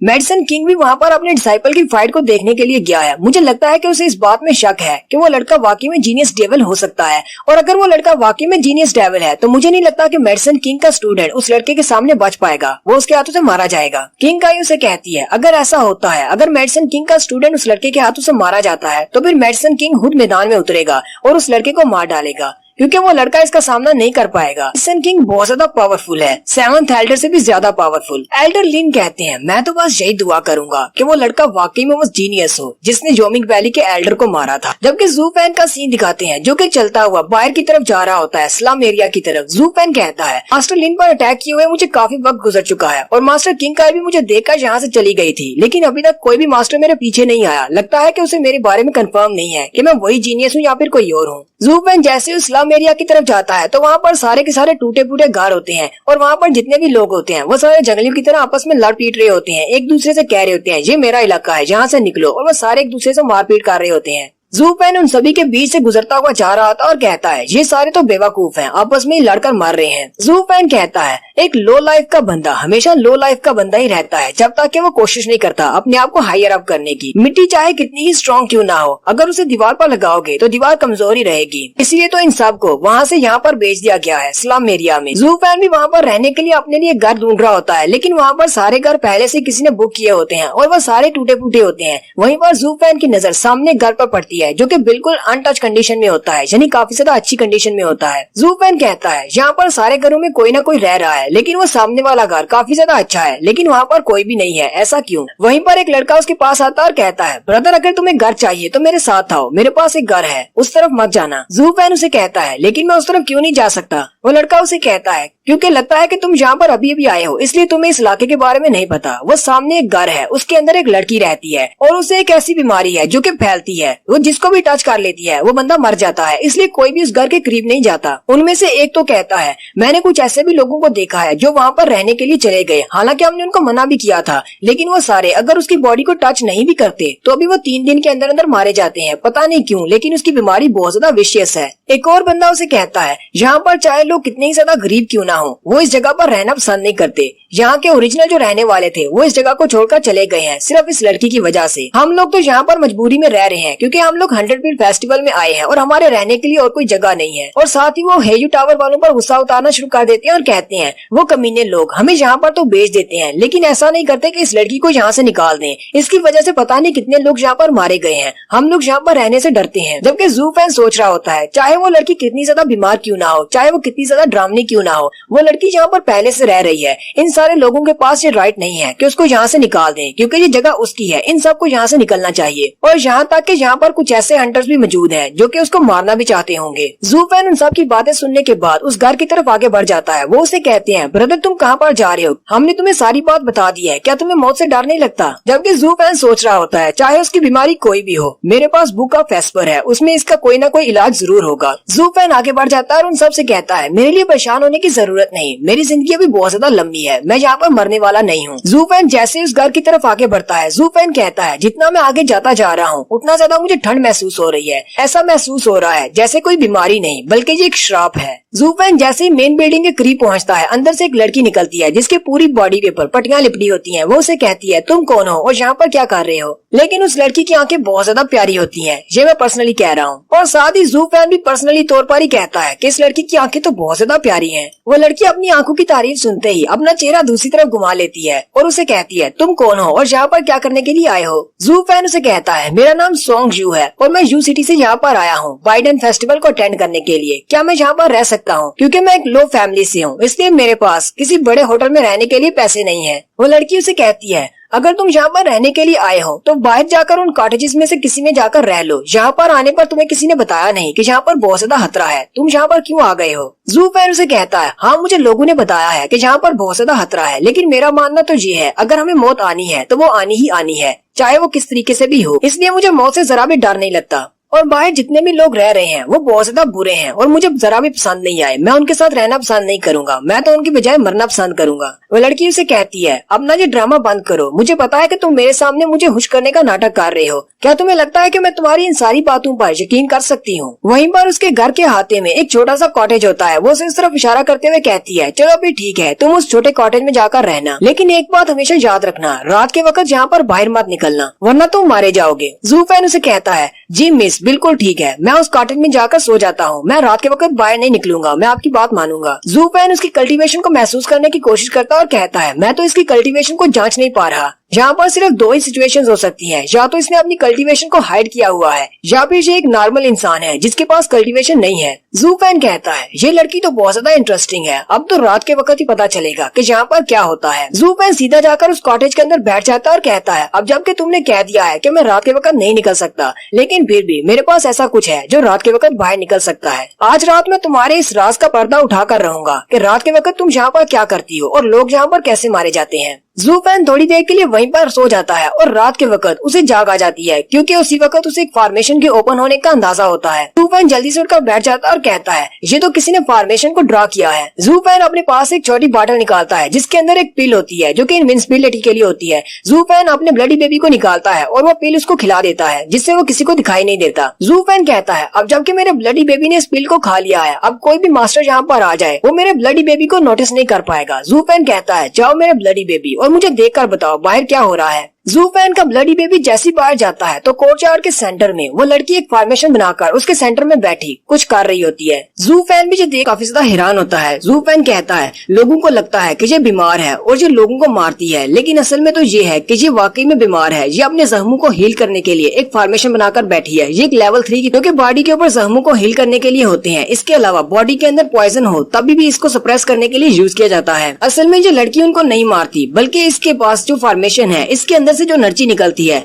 वो एनर्जी अगर किसी आम इंसान की बॉडी में चली जाएगी जो कि पावरफुल नहीं होगा तो वो मर जाएगा। ये लड़की रात के वक्त इस फॉर्मेशन को इसलिए बनाती है क्योंकि ये चांद से रोशनी लेती है, चांद की पावर को अपनी बॉडी के अंदर अब्सॉर्ब करती है ताकि इसकी बॉडी के अंदर जो हार्श पॉइजन है ये उस पॉइजन को दबाकर रख सके, वरना वो पॉइजन फैल जाएगा और ये बहुत जल्दी मर जाएगी। लेकिन असल में इस लड़की को इस बारे में नहीं पता। ये तो बिल्कुल ऐसा ही हो गया जैसे पॉइजन को क्योर करने के लिए पॉइजन को पीना। अगर ये खुद भी उस एनर्जी को बहुत ज्यादा अब्सॉर्ब कर लेती है तो ये एक दिन मर जाएगी, क्योंकि जिन एनर्जी को बहुत ज्यादा अब्सॉर्ब कर लेने की वजह से इसके मसल्स टूट जाएंगे और इसकी वेन्स फट जाएंगी, जिसकी वजह से या तो ये माजूर हो जाएगी या फिर ये बिल्कुल मर सकती है। और अगर ये मरती नहीं है तो इसकी बॉडी के अंदर जो पॉइजन है वो पहले से ज्यादा फैल जाएगा और इसकी पूरी बॉडी को कवर कर लेगा। और अगर वो पॉइजन इसकी बॉडी के अंदर से बहुत ज्यादा फैल जाता है तो मुझे नहीं लगता कि ये लड़की बच पाएगी, वो पॉइजन इस लड़की को मार डालेगा। जू फैन कहता है आखिर इसकी बॉडी के अंदर ऐसा कौन सा हार्श पॉइजन है जिसको सप्रेस करने के लिए इसे मून जिन की एनर्जी की जरूरत है। जू फैन सारी रात उसको वहीं पर नोट करता है और फिर अपने ब्लडी बेबी को वापस बुला लेता है। जब सुबह होती है तो जाहिर सी बात है चांद डूब जाता है। चांद के गायब होते ही वो अपनी फॉर्मेशन को एंड करती है और उठकर बैठ जाती है। लेकिन उसी वक्त दिखाते हैं जू फैन सामने की तरफ से भागता हुआ आ रहा होता है। जू फैन दूर से उसे माई लेडी कहकर पुकारता है। वो लड़की काफी ज्यादा चौंक जाती है और जल्दी से लकड़ी के कुछ टुकड़े उठाकर अपनी फॉर्मेशन को कवर कर देती है। जू फैन जैसे उसके करीब आता है वो लड़की गुस्से के साथ उसे कहती है मैंने तुमसे पहले ही कहा था कि रात के वक्त यहाँ पर मत निकलना, तुम यहाँ पर क्या कर रहे हो, मैंने तुम्हें समझाया था। जू फैन हंसते हुए उससे कहता है माई लेडी आपने कहा था कि रात के वक्त मत निकलना, लेकिन अब तो सुबह हो चुकी है, सुबह के वक्त तो मैं यहाँ पर आ सकता हूँ। वो लड़की उसकी बात सुनकर हैरान हो जाती है और कहती है ये लड़का तो बिल्कुल ठीक कह रहा है, अब तो सुबह हो चुकी है। और साथ ही वो लड़की उसे कहती है अच्छा ठीक है मैं अपने रूल्स को चेंज करती हूँ, अगर तुम्हें यहाँ पर मेरे साथ रहना है तो फिर जाकर उस टूटे से घर में जाकर बैठ जाओ, यहाँ पर घुमा फिरा मत करो। अब तुम्हारे लिए रूल अलग है, तुम रात के वक्त तो क्या दिन के वक्त भी यहाँ पर नहीं निकल सकते, और अगर तुम ऐसा नहीं करते जैसा मैंने तुमसे कहा है तो तुम यहाँ से जा सकते हो, मुझे तुम्हारी यहाँ पर कोई भी जरूरत नहीं है। जू फैन उसकी बात सुनकर उदास हो जाता है या फिर उदास होने का नाटक करता है और पीछे की तरफ मुड़ जाता है। जैसे वो थोड़ा सा आगे बढ़ता है वो फिर से अपना चेहरा पीछे की तरफ घुमाता है और उदास से लटके हुए चेहरे के साथ उसे कहता है माई लेडी मुझे लगता है कि आप अच्छे मूड में नहीं है। और साथ ही अपने हाथ को पीछे की तरफ करते हुए उसके पास कुछ सेब होते हैं, वो उस लड़की को पकड़ा देता है और कहता है मैं तुम्हारे लिए बाग से ताजा सेब उतार कर लाया था, लेकिन आज तो तुम बहुत ज्यादा गुस्से में हो, तुमने तो सीधी तरह से मुझसे बात भी नहीं की। जू फैन उसे सेब पकड़ा कर वहाँ से चला जाता है और साथ ही कहता है तुम्हारा बहुत बहुत शुक्रिया जो तुमने मुझे यहाँ पर रहने दिया। जू फैन के जाने के बाद वो लड़की थोड़ी सी उदास हो जाती है और उसके लिए बुरा महसूस करती है कि मैंने उससे ठीक से बात नहीं की, और साथ ही अपना निकाब उतारते हुए उसके सेब को खाना शुरू कर देती है। जबकि जू फैन छुपकर देख रहा होता है और कहता है इसने मेरे दिए हुए सेब को खा लिया है, इसका मतलब मेरे पास अभी भी एक चांस है, मैं इसके दिल में अपनी जगह बना सकता हूँ। जू फैन कहता है अब मेरा सेकंड स्टेप ये होने वाला है, मैं उसके करीब जाऊंगा, यानी उसके साथ अपनी नजदीकी को बहुत ज्यादा बढ़ाऊंगा ताकि मैं उसकी बॉडी के अंदर देख सकूं कि वो उसकी बॉडी के अंदर कौन सा पॉइजन है। जू फैन कहता है क्योंकि मेडिकल साइंस में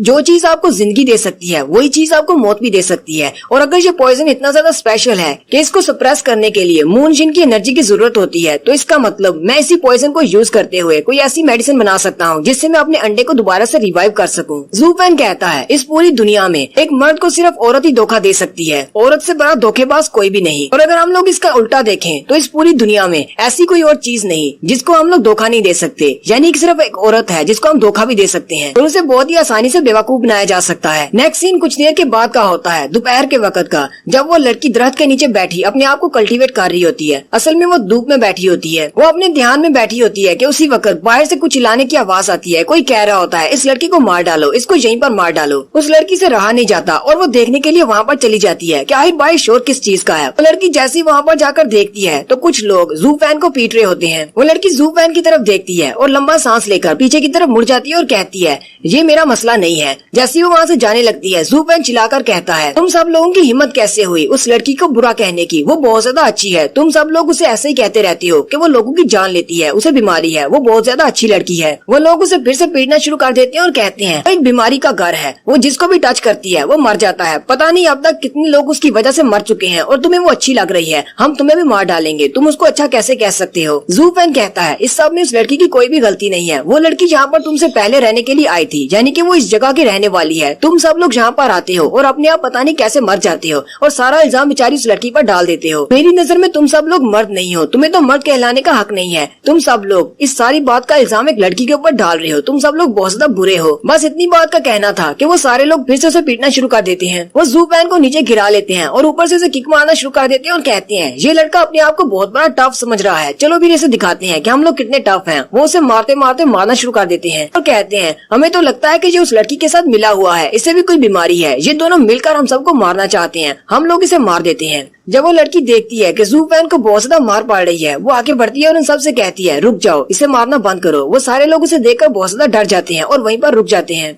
वो लड़की जैसे जैसे आगे बढ़ती जाती है वो सारे लोग साइड पर हो जाते हैं और कहते हैं इससे दूर रहो, ये प्लेग गर्ल है, इसको टच किया तो हम सब लोग मारे जाएंगे। वो लड़की सीधी ज़ूपैन के पास चली जाती है और उसका बाजू पकड़कर उसे खींचते हुए वहाँ से ले जाती है और कहती है तुम मेरे साथ आओ। जबकि बाकी के सारे लोग वहीं पर खड़े देखते रह जाते हैं कि आयुष यहाँ पर हो क्या रहा है, ये लड़की उसे लेकर क्यों जा रही है। जैसे वो लड़की उसको लेकर वहाँ से चली जाती है वो सारे लोग बहुत ज्यादा खुश हो जाते हैं और कहते हैं चलो शुक्र है वो लोग यहाँ से चले गए, चलो अब जल्दी से सारे माल को आपस में बांट लेते हैं। ज़ूपैन ने उनके लिए लिंगशी की एक बड़ी सी पोटली छोड़ी होती है जिसके अंदर बहुत सारे स्पिरिचुअल स्टोन्स होते हैं। वो सारे स्पिरिचुअल स्टोन्स को देखकर कहते हैं यहाँ पर तो बहुत सारे हैं, लगता है कि हम सबको 2-2 हजार स्पिरिचुअल स्टोन्स आ जाएंगे। उनमें से एक लड़का कहता है लगता है कि ये लड़का बहुत ही किसी बड़ी नोबल फैमिली से था, इसीलिए तो इसके पास इतने ज्यादा स्पिरिचुअल स्टोन्स थे। दूसरे वाला उसे कहता है तुम्हें इस बात से क्या मसला है, हमें उसने काम करने के स्पिरिचुअल स्टोन्स दिए, हमने उसका काम कर दिया, अब अपना अपना हिस्सा लो और यहाँ से चलते बनो। यहाँ पर टोटल 50,000 स्पिरिचुअल स्टोन्स हैं, हर किसी के लिए 1-1,000 स्पिरिचुअल स्टोन, अपना अपना हिस्सा लो और यहाँ से चले जाओ और कोई भी फालतू मत लेना। उनमें से एक हंटर कहता है अगर वो उस लड़की को वाकई में पसंद करता है और उसे फंसाने के चक्कर में है, उसी के लिए तो उसने ये सब कुछ किया है, लेकिन उसे तो हेयू मेंशन की किसी लड़की के लिए ये सब कुछ करना चाहिए था। मुझे लगता है कि वो लड़का खुदकुशी करना चाहता है, इसीलिए उसने ये सब कुछ किया है। वहीं पर एक और कल्टीवेटर आता है और उसके सर में पंच मारते हुए कहता है बेवकूफ कहेंगे, तुम्हें कहा ना कि अपने काम से काम रखो, अपना हिस्सा लो और यहाँ से चलते बनो। और एक और बात को याद रखना, इस बारे में किसी को भी पता नहीं चलना चाहिए, अगर किसी को इस बारे में पता चला तो हम सब लोग मारे जाएंगे। एक और कल्टीवेटर उसे कहता है वो तो बस एक नोबल फैमिली का लड़का है, बिगड़ा हुआ लड़का जिसके पास बहुत सारा पैसा है, हमें उसे डरने की क्या जरूरत है। पहले वाला कल्टीवेटर उसके चेहरे पर एक जबरदस्त थप्पड़ मारता है और उसे कहता है बेवकूफ कहेंगे, तुम्हें क्या लगता है वो सिर्फ एक नोबल फैमिली का आम सा लड़का है जिसे डरने की कोई जरूरत नहीं। तुम्हें पता भी है कि उसने क्या किया है।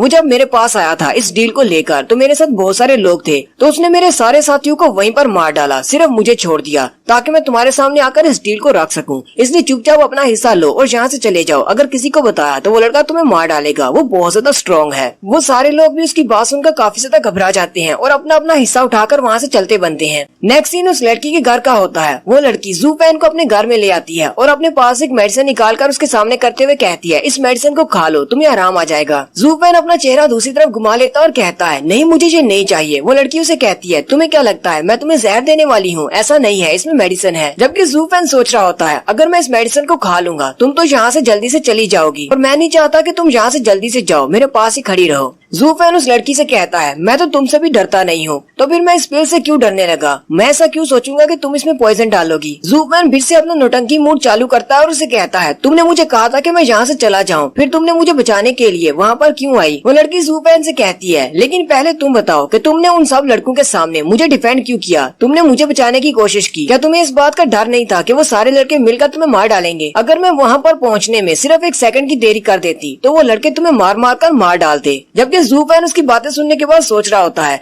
ये तो मुझे अच्छी तरह से पता था कि रात को तुमने मून जिन की एनर्जी को एब्जॉर्ब किया है, इसलिए आज के दिन तुम सूरज की एनर्जी में बैठी होगी ताकि सूरज की रोशनी को एब्जॉर्ब कर सको, ताकि तुम्हारे मसल्स को आराम मिल सके। तो मुझे ये बात भी अच्छी तरह से पता है कि जब कोई बंदा अपने ध्यान में कल्टीवेशन के लिए बैठा होता है, इस दौरान अगर उसे किसी के डिस्टर्ब करने की आवाज आती है तो अपनी कल्टीवेशन को छोड़कर ये चेक करने के लिए जरूर जाता है कि वहाँ पर क्या हो रहा है, क्योंकि उसे बहुत ज्यादा गुस्सा आता है। और अगर सही सही कहूँ